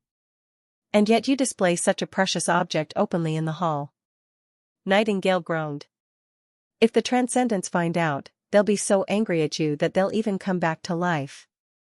Because it's nothing precious, probably, as precious as a few dozen kilograms of TNT. Roland laughed but did not reply. This time, he waited until Agatha had completed her production of acid for the day before he called her into the office. Have a look at the spellcaster tower that I've designed for you. Roland held up his sketch. The basement is a warehouse, and there are 3 stories above ground. They are, separately, the apprentice lab, the tower master's lab, and the office. Wait, why is it called the spellcaster tower? Agatha frowned. All I want is a chemical lab like Sir Kyle's, except a little more spacious and bright. It'll be very troublesome to build a tower like this. In Tequila, towers were built only because the land area of the city was small. You have lots of open space here. That's not fashionable already. Roland shouted in his heart. Anyway, the problems regarding the construction aren't difficult to solve.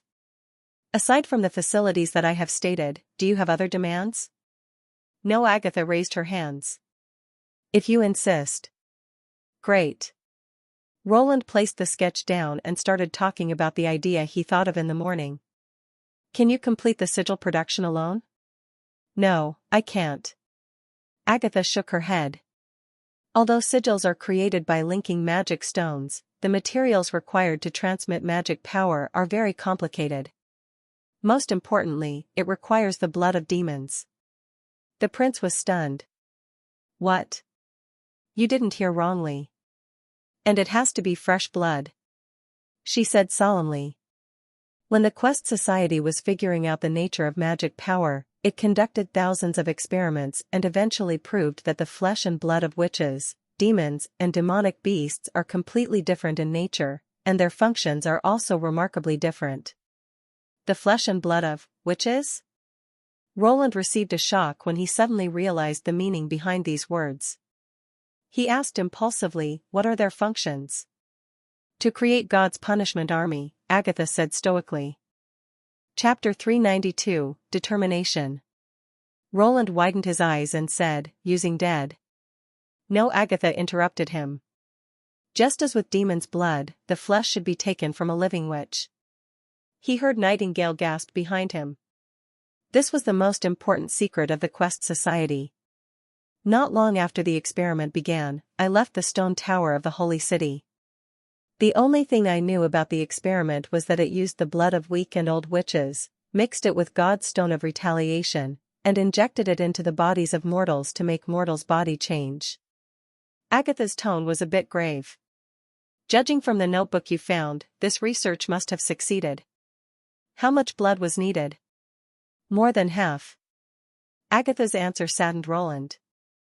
The blood must come from the same person, otherwise the magic powers contained in it would reject each other and their effectiveness would greatly decrease. She paused. You guessed correctly.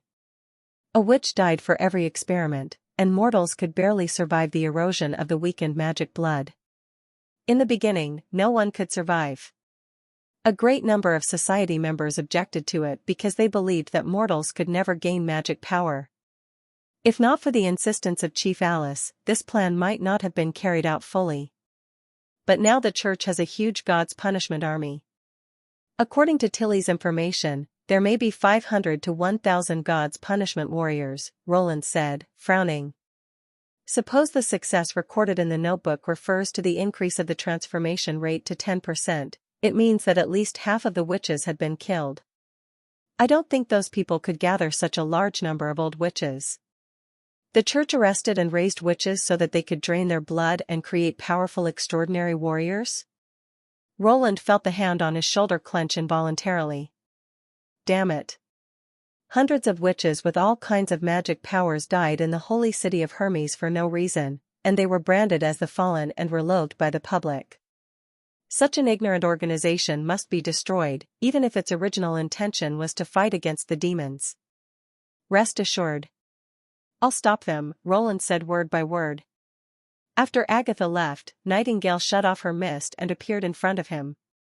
She gritted her teeth and said, I didn't expect that was how God's punishment army was produced.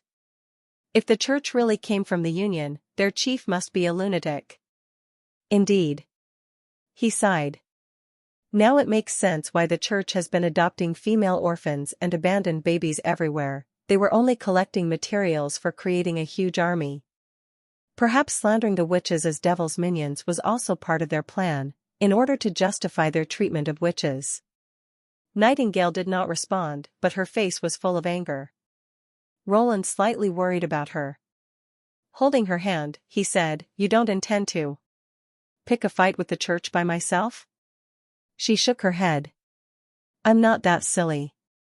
If they were so fragile that they could be overturned by a witch, someone else would have done it long ago. The prince felt a little relieved. The ultimate goal of creating the God's punishment army is to strengthen the church. If there are extraordinary ones among the witches the church raised, they won't have to give blood. Even escaping into the mist won't guarantee safety when facing witches loyal to the church. When we wage a war against the church, the safest strategy is to push forward step by step following the firearms of the first army. Whatever the enemies are, they are no different in front of bullets. He paused. I've said that in the New World, witches will be able to live a normal life without restrictions, just like ordinary people do. Nightingale whispered, putting her forehead on Roland's head. I'm sure you can do it all. Wendy sent paper back to the witches' building and happily returned to the Lord's castle. Recently, she felt her days were very fulfilling. Although her previous life was quite comfortable, she'd always felt something missing. Now, with this little girl who was well-behaved and full of admiration for her, she believed there was nothing more pleasing than this. Winter has come. This is when the witches' awakenings happen the most. In the following months, there might be more new witches joining the witch union, so there'll be more kids for me to take care of. This thought excited Wendy very much. She gently hummed the song she heard from His Highness. But when she pushed open her bedroom door, what she saw startled her. God, what do I see? Nightingale sits in front of the book table, reading the Natural Science Theoretical Foundation. Did she fight with His Highness Roland? Ahem. Wendy coughed twice. I'm back. Nightingale nodded, giving no response. From the side, her face seemed very upset and sad. She must have guessed correctly. Wendy stepped forward, patted Nightingale's shoulder, and softly comforted her. This is love. You sometimes quarrel, but when you think about it, it's nothing serious. Sleep on it and you'll feel better afterwards. What are you talking about? Nightingale frowned. You and His Highness. Fighting is only temporary, so don't take it seriously. Why would I quarrel with him? She said, touching her forehead. You didn't? Wendy paused. Then why are you reading all of a sudden? Nightingale sighed and told Wendy about the experiment of God's punishment that Agatha had revealed to her. I just feel I need to become stronger to help more in future battles to overthrow the church. I see. Upon hearing what Nightingale said, Wendy solemnly nodded. I didn't expect that the church built monasteries to obtain witches' blood. If it weren't for Ashes, who had suddenly awakened as an extraordinary and drew all the guards' attention, I'm afraid I would have been among the other corpses in the church. Nightingale is right. Perhaps the environment in the castle is so relaxing that I've let my guard down. Wendy suddenly realized that the enemies were very close. Be it from the church or demons, their threats weren't completely eliminated, yet she hadn't improved for a long time. Although her magic power was slowly increasing, her fighting skills and ability to create wind weren't so different from the time when she was in the Witch Cooperation Association, and evolution was totally out of the question. Sisters such as Mystery Moon, Hummingbird, and Echo were studying very hard. Compared to them, she seemed to be slacking off. As an older predecessor, she couldn't even light 2 magic stones on the sigil of God's will. If this continued, she would feel like an unworthy elder to the other witches. You're right. I need to study hard as well. Wendy took a deep breath. She decided that from that day on, she would spend 2 hours every night before bed learning the knowledge from His Highness. She went to the bathroom to have a quick wash, returned to the room, and found Nightingale lying on the desk, asleep. Chapter 393, New Boats Entering the Water. A crowd of people surrounded the temporary shipyard by the Redwater River. Everyone knew that in the wooden shed some strange boats were being built with shells resembling a huge bathtub. The boats were made of gray cement, a material which was no different from rock after it set. If they were put into water, there would be no trace of it except a splash. The craftsmen who worked here gave it a proper name, bathtub ship. Today would be when the first 2 boats went into the water. The crowd was composed of 2 kinds of people.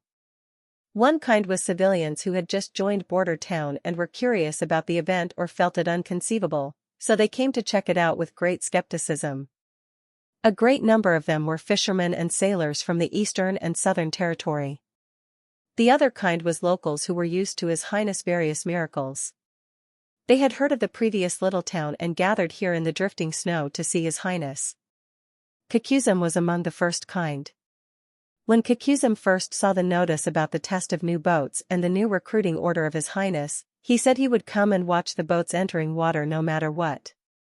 Vader had no choice but to ask His Excellency Carter for a leave and accompany Kakuzim. Considering Kakuzim wasn't familiar with this area, and the ground was covered with thick snow, Vader was worried about his going to a crowded place all by himself. If he fell down in a push-squeeze situation, it could mean incurable injury. You're underestimating me, child. The old man waved his hand, suggesting Vader not to follow him. I've been through winds and waves. Although I'm getting old, my physical condition isn't much worse than yours. Sure, Vader said carelessly. I've already asked for leave, so any rejection is too late. I just don't quite get it, why do you have to come and see this thing enter water? It's only a boat. But you said it was made out of gray stone. Kakuzim shook his head. Have we entered a time when even a bathtub-sized stone could float on water? It's my own fault. Vader thought. I shouldn't have mentioned the notice at the square. Maybe His Highness was only bragging. Probably it's a wooden boat with a few parts made out of that, cement. That's even more unlikely. The old man insisted. Think about it, when was this wooden shed built? Over a month ago. That's right. It's before when you were recruited as a policeman. When we first moved to the inner city here, this place was still empty. His beard shook. It took a month to build the shed, so it means building the first boat only took half a month. Isn't that normal? Vader was bewildered. Of course not. Kakuzim exclaimed, in the name of the sea god. I've never seen a boat that could be built within half a month. It's not a matter of size, for any type of sailing boat, processing keels alone would take more than a month, because you must wait until the wood is totally dried to then curve it with steam.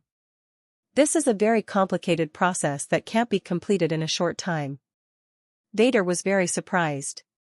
Why are you so familiar with shipbuilding? I was once a captain, child.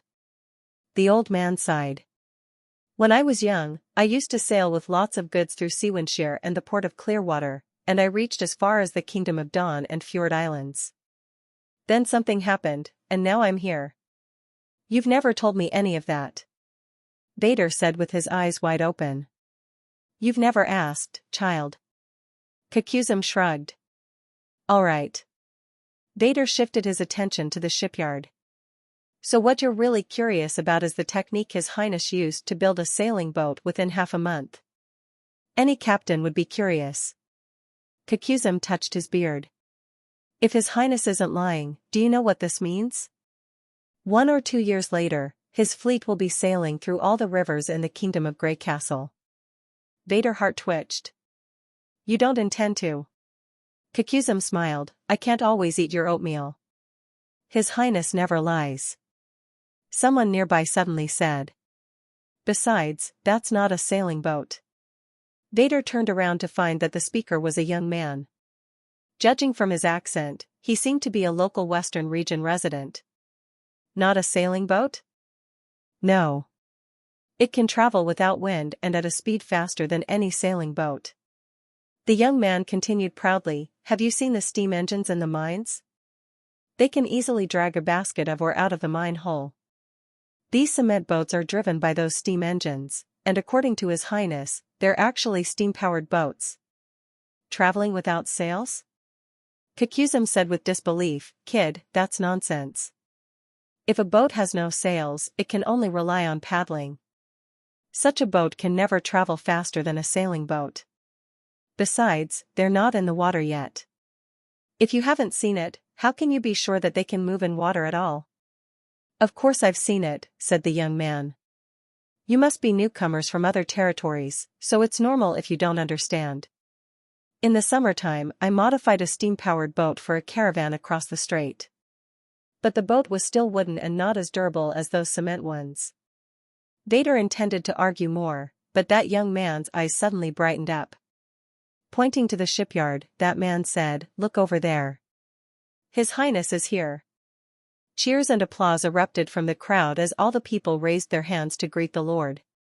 Prince Roland went up to the temporary wooden platform next to the shipyard, conveyed a few congratulatory words, and then announced the entering water of the new boats. With rhythmic chants, the workers opened the wooden shed towards the Redwater River. A boat with a 40-meter-long gray hull slid down the river levee, collecting snow, and plunged into the icy water. Vader felt his heart jump into his throat. He thought this thing would sink directly to the river bottom, but to his surprise, after the rear half entered the water, the front lifted up and splashed with foam. The crowd burst into applause again. Gee, it really floats up. Kakuzum froze in shock. But is it really made of stone? Vader had the same question. The surface of the bathtub ship looked so smooth, as if it was made of finely polished granite slabs seamlessly connected together. The hull of the boat looked like one whole piece. The boat cabin was shallow and it had no decks, so there were no places for the crew to sleep. Furthermore, the boat bottom was too flat for masts to be fixed on. As its nickname indicated, this thing looked exactly like a bathtub. Either way, His Highness had indeed managed to produce the boat within half a month. Vader looked at Kakuzum and found his eyes glinting with excitement. I want to apply to be captain, said the old man. Chapter 394, The Seat of a Navy. Roland watched the second cement boat slip into the water with satisfaction. His subjects cheered loudly. The two cement boats looked simple in terms of structure, but they were actually much better than previous models, namely the Little Town. A framework of dense steel reinforcement had been added to the internal structure, and the quality of the cement had improved tremendously. The overall strength of the boat was thus several times greater than the Little Town. To expedite the shipbuilding process, Roland reserved slots and ports for steam engines, transmission mechanisms, and paddle wheels when he designed the hull. This way, laborers only needed to weld bolts into the metal components. They could quickly build the boat putting pieces together like a jigsaw puzzle. Meanwhile, the mold was now made of iron rather than temporary masonry. This change not only guaranteed a high density of the poured concrete, thereby improving the boat's waterproof performance, but it also ensured that each boat was almost exactly the same. This helped to avoid errors when installing the power system. In order to create a complete design of the mold, Roland had scrapped at least 7 or 8 testing samples. Fortunately, cement was no longer scarce these days. Steam engines had replaced human labor, from stone grinding all the way to kiln feeding. It was the only large-scale industrial project that did not rely on witches' abilities in Border Town. With ample materials, reliable molds and skilled laborers, the only factor that limited the production of hulls was the hardening rate of cement. However, with the help of paper's reaction acceleration ability, it only took 1 day, rather than the original 1 to 2 months, to launch a cement boat. In other words, the shipyard could launch an unpowered vessel every 2 or 3 days if Roland wished to. If the speed of steam engine manufacturing could catch up with that of crew training, he would most likely develop a huge shipping fleet in a short period of time and fill the Redwater River with his own cement boats. They would look like dumplings in boiling water. That was the appeal of industrialization. Now that the hull had been completed, the next step would be the installation of power units. The mechanical equipment was pretty much the same as those on the modified boats of the Chamber of Commerce at Crescent Moon Bay. The craftsman already had practical experience, so he didn't need to worry about it. "I don't understand. Why did you tell these things to subjects?" Nightingale asked. "To advertise the national power." Roland smiled faintly. "I'm sorry? I mean to behold the tremendous changes the town has gone through." The prince stroked his chin. "You probably never expected a boat made of stones could float on the water before seeing the little town. My subjects think the same way. After realizing what is impossible, they'll have a greater sense of township. It's a comprehensive upgrading in mentality, which can even turn into a belief that there's nothing they can't achieve." "I don't quite understand." Nightingale sounded a little confused. "You just see it as a means of propaganda, and that will do," Roland smiled and said. In this era, the nobilities only celebrated with civilians for big events or ceremonies, both of which were almost entirely noble affairs. If it weren't for the free food, many civilians wouldn't attend. Nevertheless, the cement boats were the combined work of hundreds of laborers, and they were part of the festivities. After witnessing constant miracles, members of the territory would gradually develop their confidence and sense of identity, collectively referred to as superpower mentality in later generations. Once a territory had become powerful and prosperous, the mentality of its subjects would inevitably experience positive changes. A week later, Roland met over 20 townies who had applied for the captain's position in the castle's hall. He was quite surprised at first when Berev reported the number, as he did not expect there would be so many top-notch talents among the refugees taken in by this town. When he read the detailed report that he couldn't help laughing. There were quite a few fishermen who operated rafts and small fishing boats, even some boatmen who made a living providing ferry services. They could indeed be regarded as captain, in a sense. Among all the applicants, there were only 3 people with experience operating sloops on the inland river, one of whom claimed that he used to work as a commander for a merchant fleet, and had earned a living on the sea for a long time. Roland thought for a while, then decided to recruit all 20 people. Steam-powered boats belonged to a completely different system from that of sailboats, and were also operated in a distinct way. Even an experienced captain would not necessarily learn the operation of paddle steamers that fast. Besides, he knew nothing about operating a boat himself, so it would be better for them to learn as they went. Since he was starting from scratch, he needed to be resolute and have the courage to explore. "I've reviewed your applications," Roland glanced at the group of people kneeling in the hall. "Today I've summoned you here to tell you that you've passed the preliminary assessment, and have gloriously become the first group of captain interns. Please rise." "Yes, Your Highness." All the people rose gingerly, exchanging looks with one another. They looked rather confused about the term captain intern. The prince took the initiative to explain, "Being an intern means you haven't been officially hired yet. You'll only get half of the salary stated in the post until you are officially on board, 10 silver royals a month. The first 2 months will be the learning period, during which you will get yourselves familiarized with the performance, operation method and procedures of the new boat. The 3rd month will be the trial period, during which you'll be assessed in terms of your learning ability. Only the qualified ones will be promoted to official captains and paid full salary. Those who aren't willing to accept these terms can leave now." Nobody in the group moved. After a while, an old man suddenly spoke. "Your Highness, who'll teach us and who'll assess us to see if we're qualified?" Roland cast him a glance with great interest. He was the one who claimed to be an experienced fleet commander. His name appeared to be Kikuzim. If Roland remembered correctly, he was a relative of the policeman from the assassination case 2 months ago. Judging from the old man's tone, Roland could tell that he didn't think there was anyone qualified to teach him how to operate a ship. Indeed, there was none. "The teachers will be yourselves," the prince nodded and said. These words caused a stir among the group. "Your Highness, what does that mean?" Kikuzim asked, confused. "How much do you know about steam engines?" Roland replied with a question. As he expected, not a single person could answer. "The steam-powered boat is brand new in every aspect. Your past experience will not actually help much, therefore you need to explore and find a way yourselves. Of course, I'll send the craftsmen from the steam engine plant to assist you in familiarizing yourselves with machines." He paused for a little bit and said, "The assessment approach is very simple. Those who are able to operate the boat with a group of sailors and complete a transportation task will be regarded as qualified." Although the saying "it takes 10 years to build an army and 100 years a navy" was exaggerating slightly, it did indicate the difficulty in building a navy. If this group of people could master the operation of the steam-powered boat, they could for sure foster a large group of capable crews for the western region. These crews could be directly employed to build steam-powered shallow-water gunboats later. He wondered what kind of navy it would turn out to be.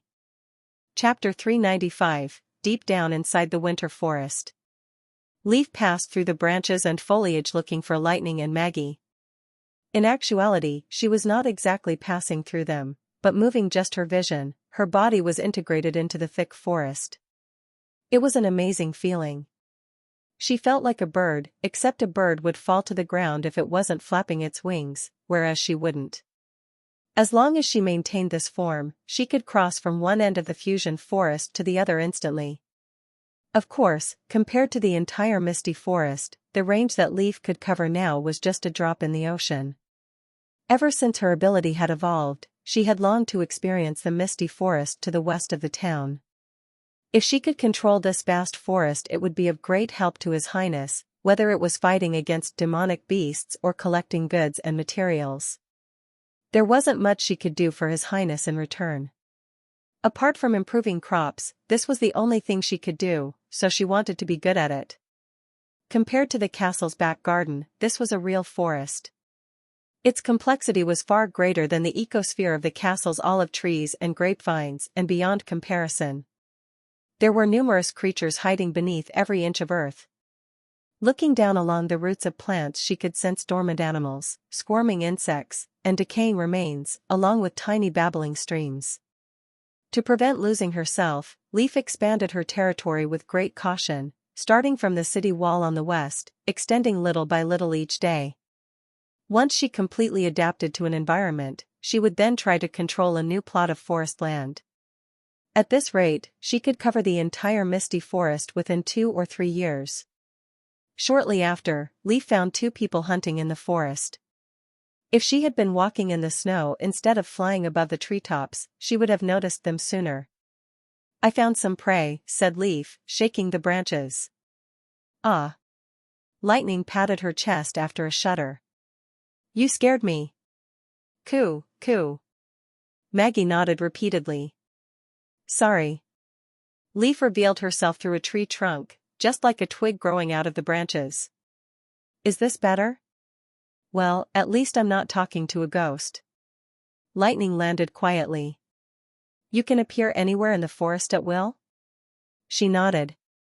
"As long as it falls in the territory that's under my control."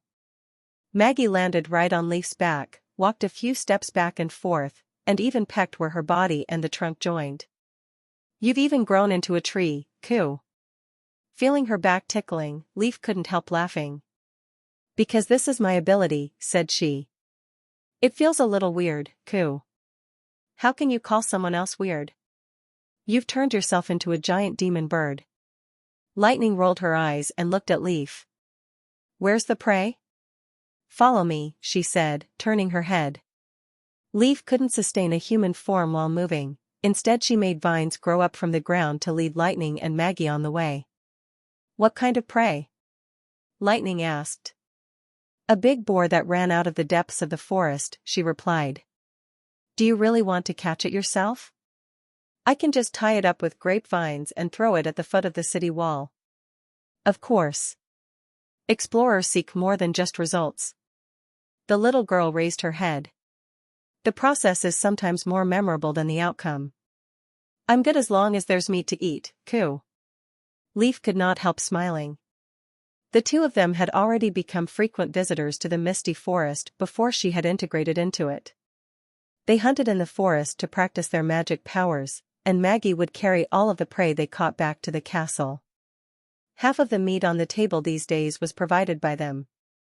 Look, there it is, said Leaf. There was a huge boar squatting down by the stream, lapping up the cold water. With large, sharp tusks at the side of its snout, and a raised mane that was almost finger-length, it appeared to be a tough enemy. Hunters would normally stay away when coming across such an animal, but it was just a feast in the witch's eyes. I'm ready, said Lightning, who pulled out her dagger. No gun? Leaf asked in surprise. That would be too boring. She wiped her nose with great confidence and rushed straight toward the target. Good luck, coo. The little girl's figure, like a streak of golden light, sprang onto the head of the boar from behind. As she rose, the boar shook its head fiercely, bursting out a high-pitched scream. She missed it? No. Leaf noticed one of the boar's eyes had become a bloody gash. It seemed that Lightning was planning to take advantage of her flexibility and first eliminate the threat of counterattacks from the enemy, and then exhaust it through a battle of attrition. The boar was as clumsy as a stone facing Lightning's attack from the sky. It soon fell to the snow without the strength to resist. She whistled. How was that? Good job, Leaf said. She tied the boar's rear legs with vines and hung it up. First let's bleed it out. His Highness says meat without any traces of blood is tastier. Purr. Maggie's mouth was watery. It's gonna be a big meal tonight, coo. Wait. Leaf suddenly sensed there were other creatures entering the forest. She looked toward the edge of the controlled area and saw two gray wolves approaching. She frowned, something was wrong. This type of animal usually lived deep within the forest and wouldn't normally come so close to border town, even in the winter. She was just debating whether she should tell Lightning when a familiar figure suddenly appeared before her eyes. Leaf felt all her hair stand up as she remembered the tragic battle she had experienced in the barbarian land. Demons. She saw two demons slowly walking in the direction of the city wall. There were no magic stones on their arms, nor spears on their back, so they weren't carrying any weapons. However, Leaf noticed that they both wore a black iron glove, the same weapon that had killed Red Light. Why would demons come here? With great horror and uneasiness, she turned to Lightning and said, Get out of here, quick. Demons are coming. What? Both of them were slightly startled. Leaf briefly told them what she saw and urged them on, hurry up. They don't have a mount and can't catch up. I'll come later. To her surprise, Lightning hesitated for a moment and then shook her head, saying, I'm staying here to fight them. Fight? Leaf was stunned and asked, why? If I run away from the enemy now, how can I defeat them in the future? The little girl took a deep breath, pulled the gun from her waist and said, My father told me to get up from where you fall. I won't run away anymore. Chapter 396, The Fierce Battle. The explorers will never be afraid of the adventures, but they will definitely not take an adventure recklessly. Demons are not that horrible because they can also be killed. And they have a huge weakness, they can't survive without red mist. Leaf once used the crossbow bolts to kill a trapped demon. Nightingale managed to kill the enemy under a very unfavorable circumstance. Lightning secretly cheered for herself and she believed that she could also make it. We should first report this to His Highness, Leaf said hurriedly. Comparing with us, both Nightingale and Ashes are much more experienced in fighting the demons. But, the demons may have already left by the time they reach here. Lightning checked the pistol's cartridge to ensure that it was filled with bullets and said, by letting such dangerous enemies wandering around the border, we'll face much more serious risks. I can stay and keep an eye on them. What if they walk out of your control area? The little girl insisted and continued, and if you try to stop them, you'll end up exposing yourself. 3 of us might as well work together. Leaf relapsed into silent. She seemed to be persuaded. Coo-coo. Maggie stood on top of Lightning and fluttered her wings. All right, she scratched the pigeon's neck and said, we'll each take care of a demon. What did she just say? Leaf asked. Lightning pouted and said, she said she wants to break the head of the enemy with her claws and pound the flesh into a meat pie with her wings. Finally, she will toast it in the fire to find out how it may taste like. She just said coo twice, the latter questioned. It's basically what it means. The little girl nodded earnestly. An excellent explorer is not only extraordinarily brave but also has the ability to lead the entire team, helping them to relax when they are nervous and keeping them when they are over-relaxed. I'll try my best to follow your words, Father. Lightning shook her wrist and the cartridge was closed. Trying not to look nervous, she pretended to look calm and said, how far are they away from here? About 300 meters away from our right. Leaf answered. I should have seen the enemies if I was not blocked by the woods.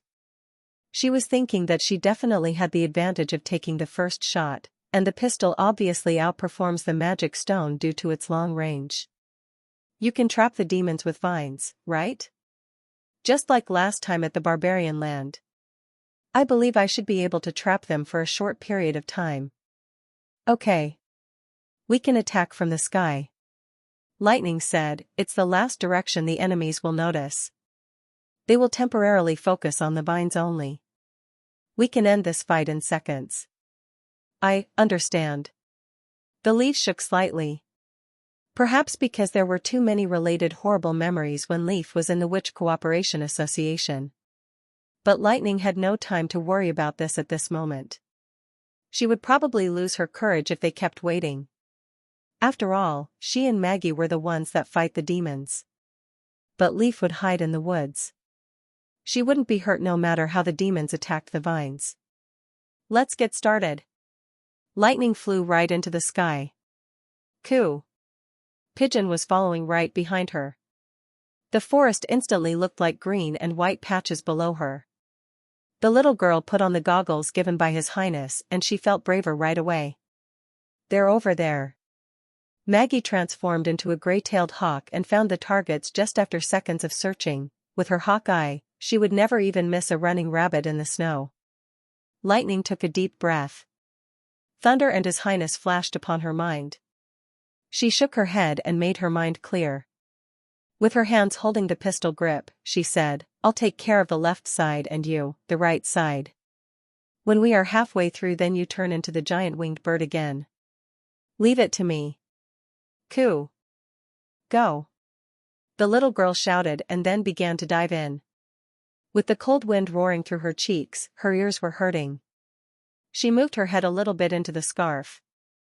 Thinking of the shooting method she learned from Nightingale, she pointed the flintlock forward. The effective range of the bullet was about 100 meters, but it was clear that she should move as close as possible to make sure the target would be hit. Assuming that Leaf's information was right, the demon's iron gloves must be inlaid with the electrical magic stone. Their magic range was around 5 meters, almost the same as the witches. It was the best choice to shoot them at a distance of 7 to 8 meters. The enemies' figures became clearer. And she could see their horrible headgears and scarlet masks. Suddenly, a demon stopped to look up and roared towards them. Are we exposed? Lightning's heart sank. Why does the enemy act as if they can perceive her? At the same time, countless vines rose around the demons. They twined the enemy's legs and continued to climb upwards. Finally, the enemies were totally twined by the vines. A white flash shined from Maggie's body and she turned into a huge monster instantly, diving and screaming at the same time to show her strength. Whatever. Lightning grit her teeth and decided to speed up again. When she was about 50 meters from the enemies, she took a sudden turn and rushed down to the back of the enemies like a shooting star. She could only hit the heads of the enemies if she shot straight down, while she could expand the shooting area if she shot horizontally. And Nightingale had also repeated many times that she should fire on the widest body part of the enemy. The demon struggled to lift his right hand twined by the vines. Dazzling light burst out from his iron gloves. Almost at the same time, Lightning pushed down the trigger.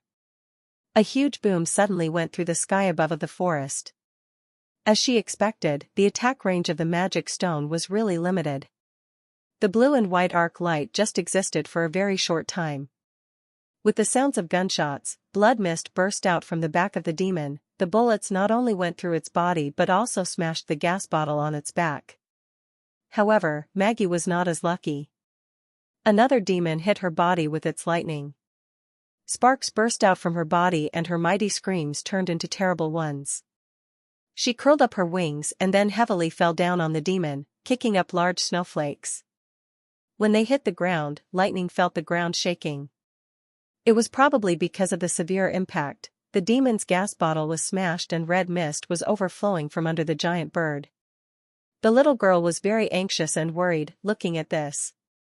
Leaf reacted immediately. Dozens of vines gathered on Maggie's body and moved her away from the demon.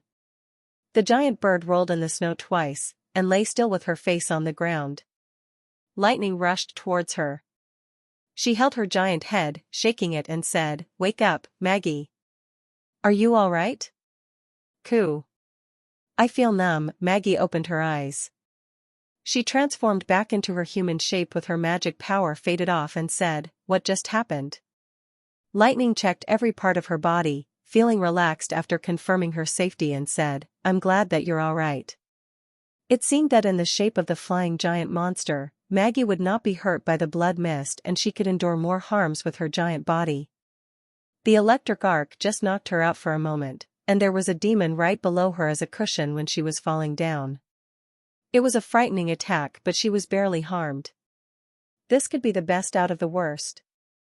Both of them are dead. Leaf moved half of her body from the trunk, examining two lifeless demons and said, "What should we do next?"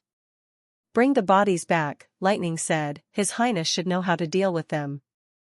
Chapter 397, A Close Study. Hearing the news, Roland was shocked.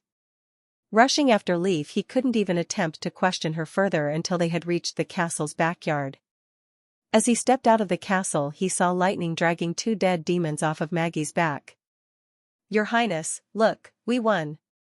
Seeing the prince, the little girl jumped up straight into Roland's arms. "We defeated the demons. No one is hurt?" Roland asked. "No, everyone is fine." Lightning looked up, her eyes sparkling with eagerness and hopes of praise. Her metaphorical tail wagging was with excitement. Roland sighed. Seeing her look of sheer joy made him reluctant to point fingers. So, instead of asking why no one had reported seeing the demons, he decided to say, "I am glad there are no injuries, but what just happened exactly?" The three witches all replied at once. Roland had to listen for a long while before he was able to piece together what had happened. The way they told it made the fight seem easy, and it was over quickly. However, there were many moments that could have ended in disaster. If Maggie had not been able to withstand the impact of the electric arc, or if the demons had been able to shake off Leaf's restraints, the consequences would have been unthinkable. "Don't you ever do anything like that again." Nightingale couldn't keep quiet any longer. Stepping from the cloak of her mist as she said, "To fight with demons is to leave us. With Sylvie, there is no escape." "But we won," Lightning said while pouting. "I call it dumb luck." "Before the fight, did you know Maggie was going to be hit?" Nightingale countered sternly, "I taught you to use a gun so you could protect your sisters and self. Instead, you dragged them into danger." "No," Lightning dropped her head in contrition and said, "I was wrong." "And you," Nightingale said turning to Maggie, "you know you are obligated to fly back and report and yet you chose to stay? If you make a mistake like this again, I won't give you any more dried fish." Sigh, Maggie's head drooped, too. Nightingale is indeed the toughest which fighter border town has to offer, Roland thought, giving Nightingale a glance of approval. Then he said, "Well, as long as it was just this once. Go and bring Tilly and Agatha to me." It's time for us to examine our new trophies. In the castle's basement, on the cold stone floor lay two bodies stripped bare, their shabby clothes and meager belongings stacked beside them. Are they demons? Tilly inquired while covering her nose, hoping to block the fetid stench. They don't look stronger than ordinary people, Ashes said, twitching her mouth. Agatha looked glum. Don't underestimate them. Any demon is a tough opponent, with or without magic powers. A senior demon or even a transcendent would wear a god's stone of retaliation, she stated, frowning. Looking over at Roland, she then said. They really showed up near the town? Pretty much. Leaf said they were less than 2 miles from the town's city walls. Roland nodded his response while looking at the bodies displayed before him. The demon bodies were tall, over 6 feet, they had strong powerful limbs, and their skin was a shade of light blue. One of the bodies appeared to be severely mutilated and the organs could be seen peeking from its collapsed chest. It looked almost as if it had been crushed by a steamroller. This, in combination with Lightning's narrative, Roland could almost see the great impact that had caused the damage. The other body was in better shape and the only visible damage was 2 puncture wounds. He could still see the demon's blue blood trickling from the perfect holes. Of the 4 shots Lightning took, only 2 had hit their mark. Fortunately they were fatal. The blue blood makes sense since demons don't need oxygen like humans, they have no need for hemoglobin. Technically a demon's blood could be any color. And their massive bone structure was also logical. It was necessary to support their height and powerful frame. What is confusing is their striking resemblance to humans, minus the reproductive organs. How do they reproduce with their own kind? Roland asked Agatha curiously, don't they have gender differences? To my knowledge, no, they don't, she said, shaking her head. It has been an unsolved mystery for me. No one can get close enough to Red Mist Tower to find out. There is speculation that they were born in the tower, formed by the mist. However, the Quest Society rejected the notion, claiming that the demons were regenerating and every battle was with the same demons, in different forms. They called it the regeneration upgrade phenomenon. Regeneration upgrade phenomenon? Ashes frowned and asked, what is that? Some of the demons that were severely wounded by our witches would again appear on the battlefield.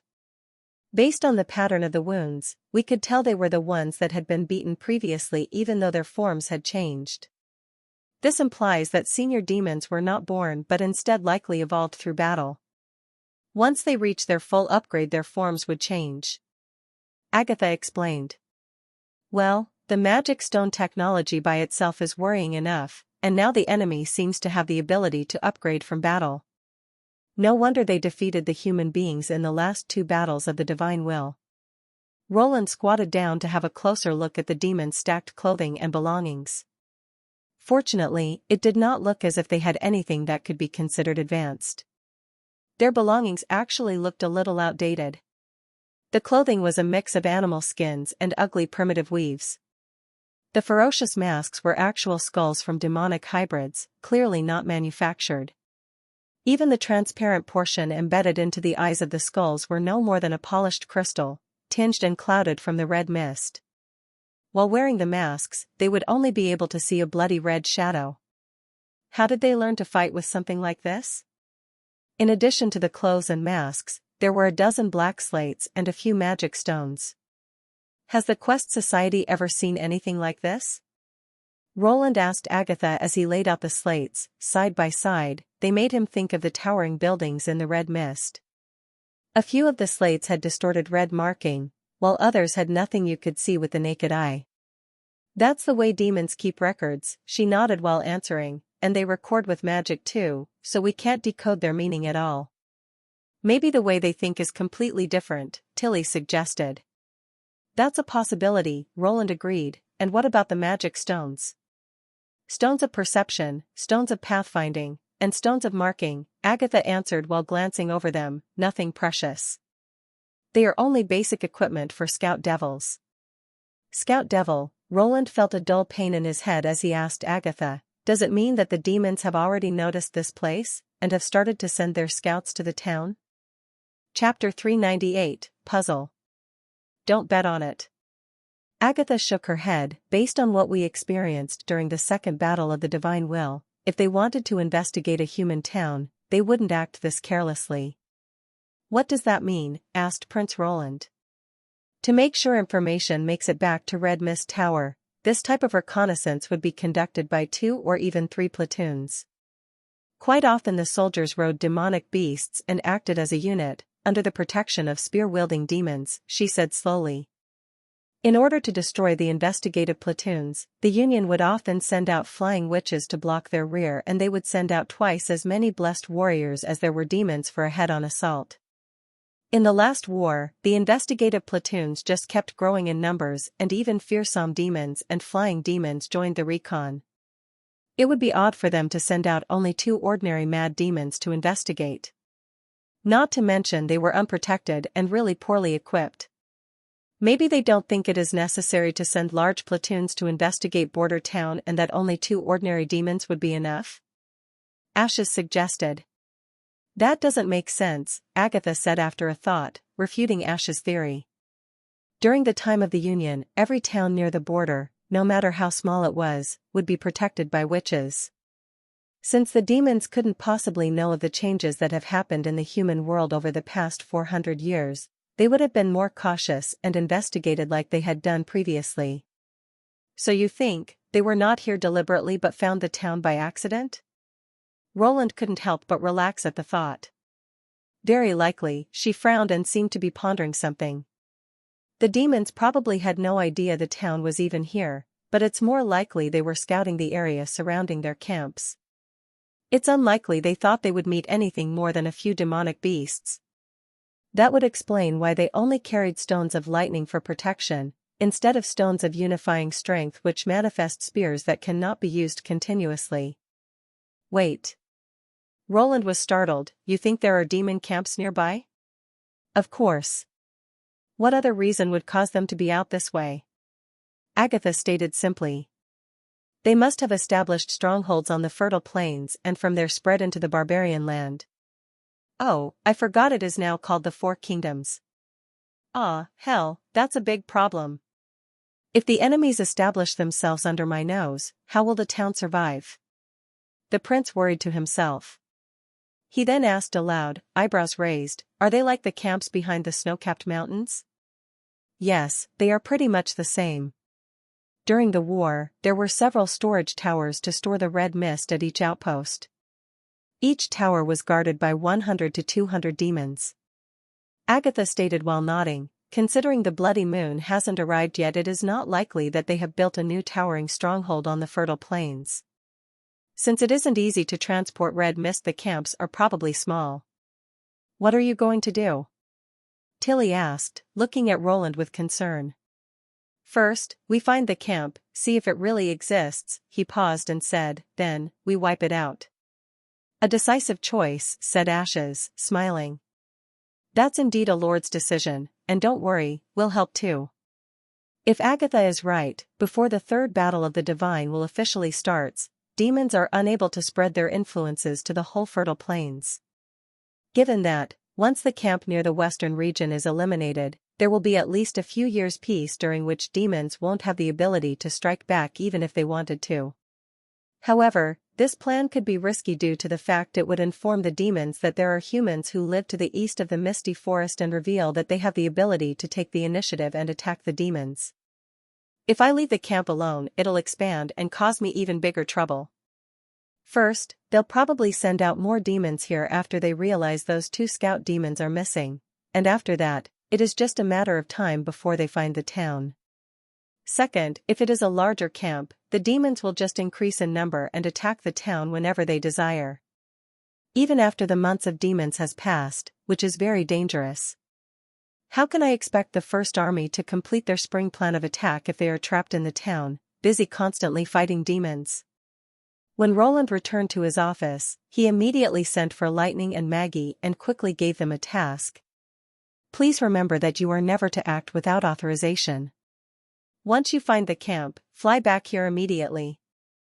Don't engage the demons in battle, they may have flying beasts on hand. Your first priority is to keep yourself safe. Yes. Coup. He paused before adding, if you do find the camp, you'll be rewarded with ice cream bread for dessert after every meal this coming week. Maggie stretched her neck and said, you can count on us, coup. 3 days later, Roland received Lightning's report. Out in the barbarian land, there was a place suspected to be a demon's town. It was located about 130 kilometers away from Border Town. After roughly mapping out its position, he noticed that it was right in front of the route that the Witch Cooperation Association used to follow. This was less than 10 kilometers away from the place where the association was attacked by demons. What do you mean when you say suspected? He asked Lightning. Have you not seen their black stone towers? The little girl shook her head, her expression perplexed. I have only seen what appears to be wreckage. What?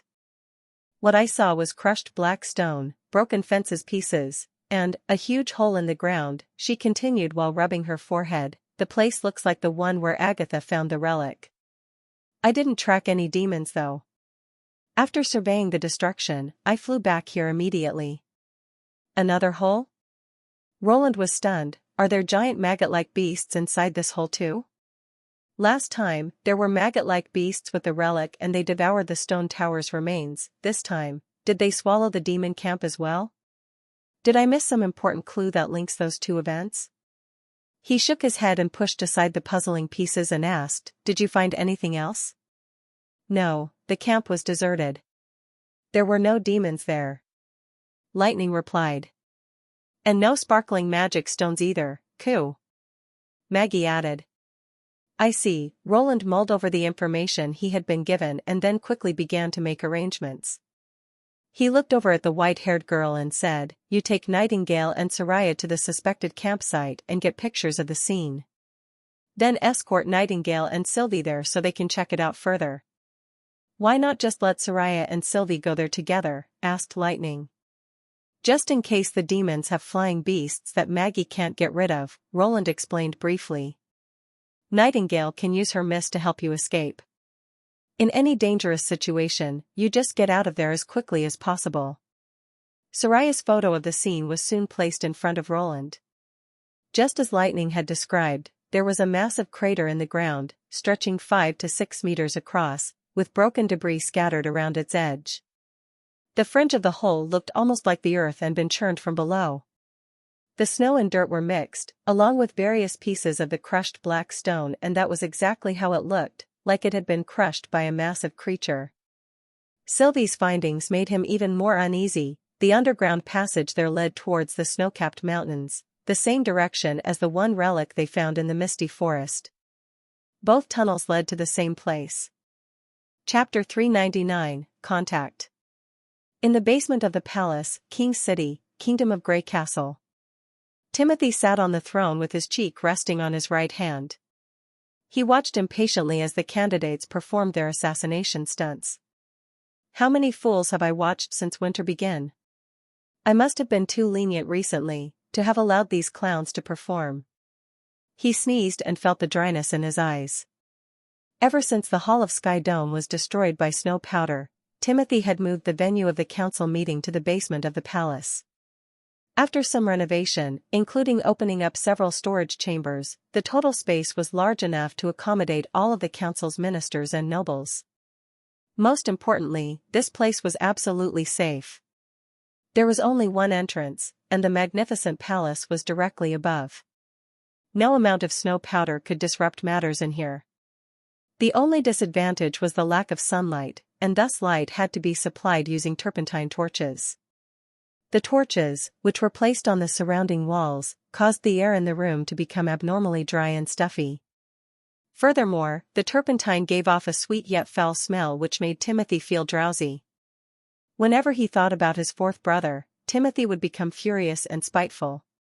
Had it not been for the eyewitnesses who noticed that the attacks came from the sky, Timothy would probably still be building guard towers recklessly. After he realized that this method was completely ineffective, all he could do was to hold his meetings in this place for the time being. Roland Wimbledon will surely pay for this. Your Highness. The voice of a candidate disrupted his thoughts. Have a look. If that traitor Roland ever dares to appear in front of me, I'll accomplish the mission that you've entrusted to me." Timothy took a swift glance at the candidate. In a split second, the candidate landed 4 flying knives accurately on a barrel that was 20 steps away. "Is this the stunt that you mentioned?" "Indeed, Your Highness," he replied assuredly. "Frankly speaking, I was in this line of business previously. I've killed dozens of rats using this method. If I hide in a crowd, most of my targets won't even know where the knives are flying out from." "How much do you want?" Timothy shifted his stiff body a little. "Just 25 gold royals," the candidate counted his fingers and said, "5 of which will be used to cover the cost of my journey and my disguise. I'll dress in a common and unattractive fashion in order to get closer to the traitor." "Knight Weimer." The king beckoned. "Yes, Your Highness." Steelheart Knight walked into the hall, brandishing his saber and shield. "Your Highness, what do you mean by this?" The candidate was startled. "If you defeat my knight, I'll give you your reward straight away." Timothy winked at Knight Weimer. The latter nodded his head. Then, he took off his head armor and walked towards the candidate. Wait, no, Your Highness, this won't do." The candidate flipped his body distrustedly to dodge the knight's incoming slashes, and stammered, "I can't fight head-on." "Ah." The knight swiftly followed up with a vicious kick to his stomach, causing him to swallow the rest of his words. After rolling on the floor for a while, the candidate flimsily flung a flying knife at the knight, but it was easily deflected by the knight's shield. The knight stomped on the candidate's hand and, using his sword, sliced off half of the candidate's arm. Blood spilled onto the ground in a curved line. "My hand," the candidate cried in pain. He held on to the remainder of his right arm and coiled his body. "Firstly, the royal family isn't as dumb as your average target. Even that foolish brother of mine won't easily go near crowds. And secondly, if you can't even handle a knight, what makes you think you're able to assassinate a lord who's protected by many knights? I'm afraid that once you receive the 25 gold royals, you'll never be seen again." Timothy gestured with his hands. "Throw him out." Had it been a month or 2 ago, he would not even entertain this bunch of ignorant and greedy people. He had given a small sum of money to those whom he deemed to have a slight chance of succeeding, yet until now, Roland was still alive and kicking. It was probably because of this benevolent attitude that caused more and more people to come forward and declare that they could solve the problems created by the traitor, and the methods they proposed became increasingly absurd.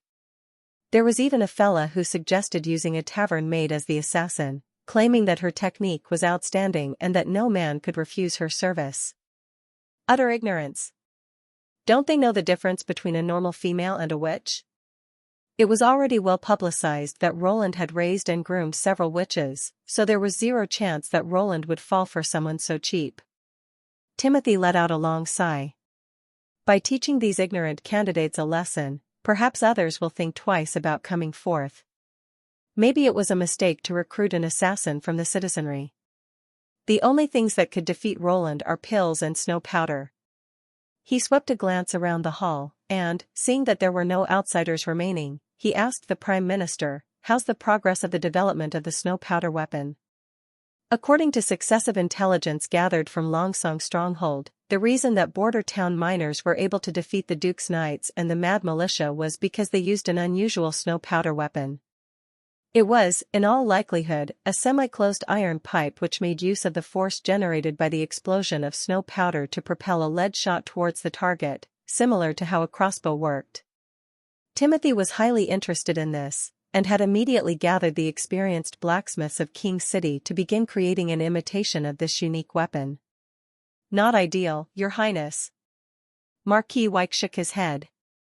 "The blacksmiths have created 10 or so prototypes of this weapon in accordance with the intelligence, but none of them have anywhere close to the alleged firepower. Only a few can penetrate a knight's breastplate within 10 steps, while all are inaccurate over 50 steps. 10 steps? Timothy frowned. Might as well aim at the face, no? At this rate, how are we going to stop the charging knights? Indeed, there may be some tricks we have yet to master. Another thing, even if we gather all of the city's blacksmiths and apprentices, we can at most produce 20 of these weapons per month, And there's no guarantee that every one of them will work. The Marquis sighed. Until today, there have been 4 cases of iron pipes exploding during training, and the guards are rather reluctant about training with this kind of snow powder weapon. Damn it. Border Town was several times poorer than King City, yet Roland was able to produce hundreds of iron pipes in one winter. He must have received the assistance of demons. Timothy angrily switched the topic. How about the pills? Hasn't the church replied to us yet? Yes, Your Highness. The Marquis responded. The high priest said that Holy City was busy fighting the invasion of the demonic beasts, and therefore temporarily unable to provide more pills of madness. He hoped that we could wait until after the months of demons to discuss things.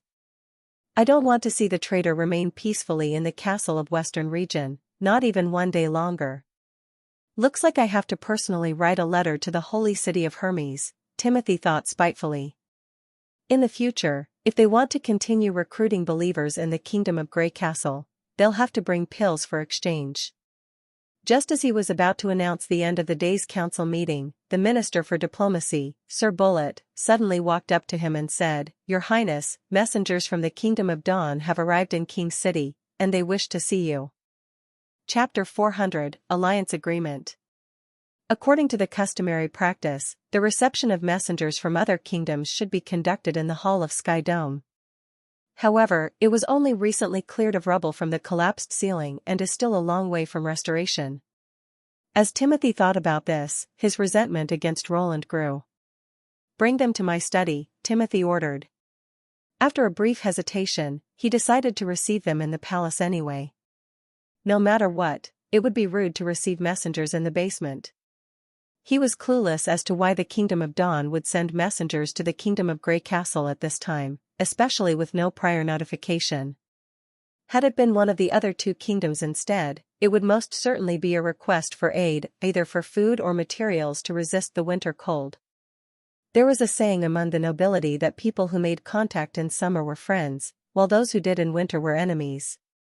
It held true among all of the kingdoms, except for the Kingdom of Dawn. Although its territory was small, it did not lack in materials, and, in fact, it sold a large amount of food and cloth to the Kingdom of Grey Castle every year in exchange for perfumes and crystals. Timothy shook his head discreetly.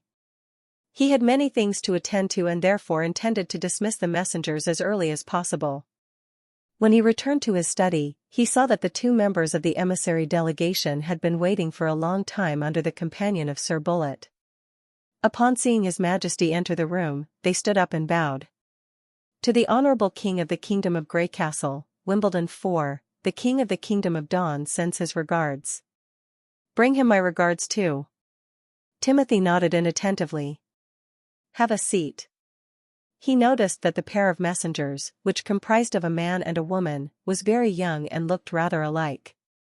The family insignia on their chests was an antler scepter, and if he did not remember wrongly, this meant that they came from the illustrious Luashi family of the Kingdom of Dawn. What exactly is Mia thinking? Why did he send these young UNS? Timothy felt rather curious. Nobles of this age were typically haughty and arrogant, and were vastly different from older nobles who would fight for every little bit of benefit on the negotiating table. Are you both members of the Zulu family? Timothy pointed to their chests. I once briefly met Duke Luashi. Indeed, Your Highness. The young man smiled. I'm Otto Luashi. This is my younger sister, Belinda Luashi. They're even siblings. Timothy raised his eyebrows. If that's the case, I don't have to beat around the bush with them. It's currently the massacre period of the months of demons. Why did the King of the Kingdom of Dawn send you here? Timothy took the lead and asked. I guess you are neither short of cotton and cloth, nor of wheat and bread. And of course, even if you met with a disaster, the aid that I can provide is very limited. You should know that the royal decree on the selection of crown prince has left my kingdom in a mess. Many places have come to a standstill, and just helping the refugees has stretched the city hall thin. It's very difficult for me to pull out more supplies. With regard to this, I express my deepest regrets. Otto felt his chest and said. However, Mia 4 did not send us here to request aid, but to respond to an even more dangerous threat. His words startled Timothy. What threat? The Church, Your Highness, Belinda replied. Currently, the Church's army has seized the kingdom of Everwinter and the kingdom of Wolfheart, and large numbers of refugees have swamped into the kingdom of Dawn. According to the information the refugees brought, the Church's methods are abominable and in serious violation of the rules of engagement agreed among the nobility. Those who resist are either hanged or exiled, while only the nobles who agree to switch allegiance are allowed to live. This method intends to completely eliminate the noble class and bring the territories under the full control of the Church, Otto spoke in a rather heavy tone. Mia 4 believes that the kingdom of Wolfheart won't be their last target.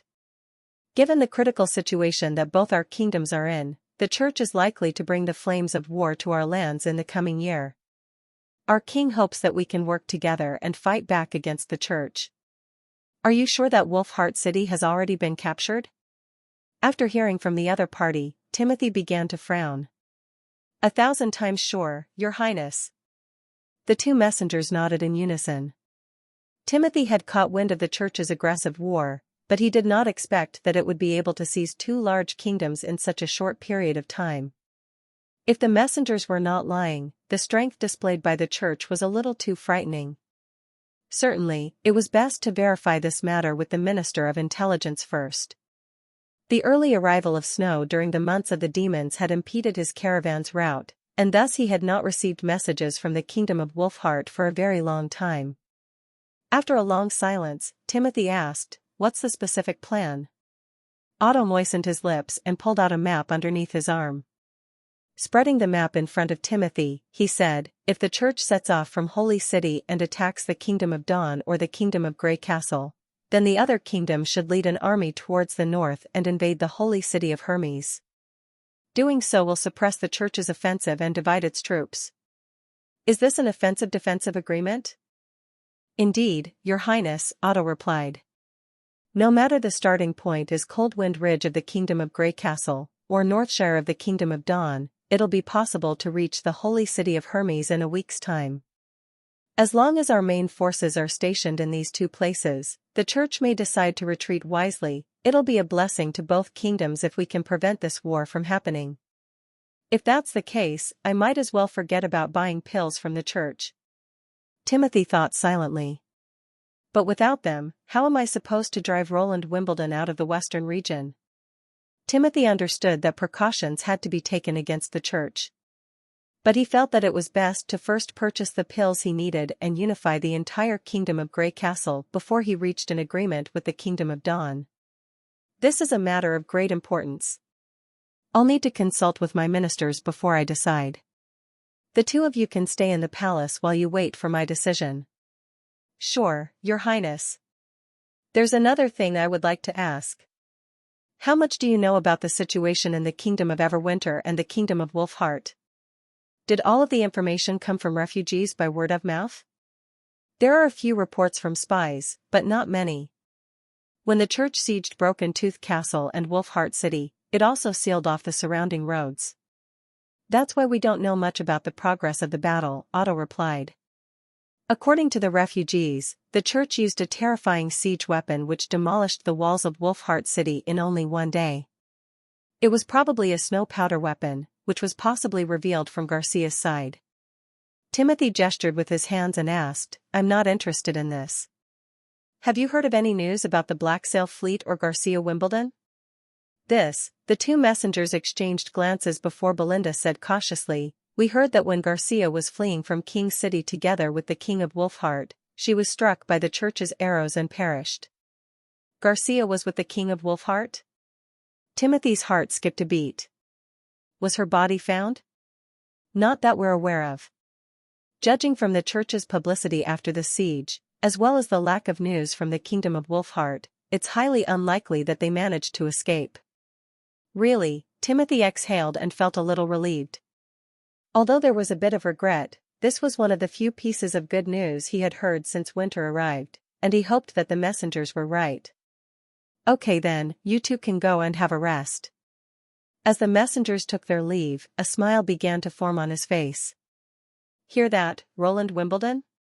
This is the kind of demise which, as a fellow insurgent, you'll end up in as well.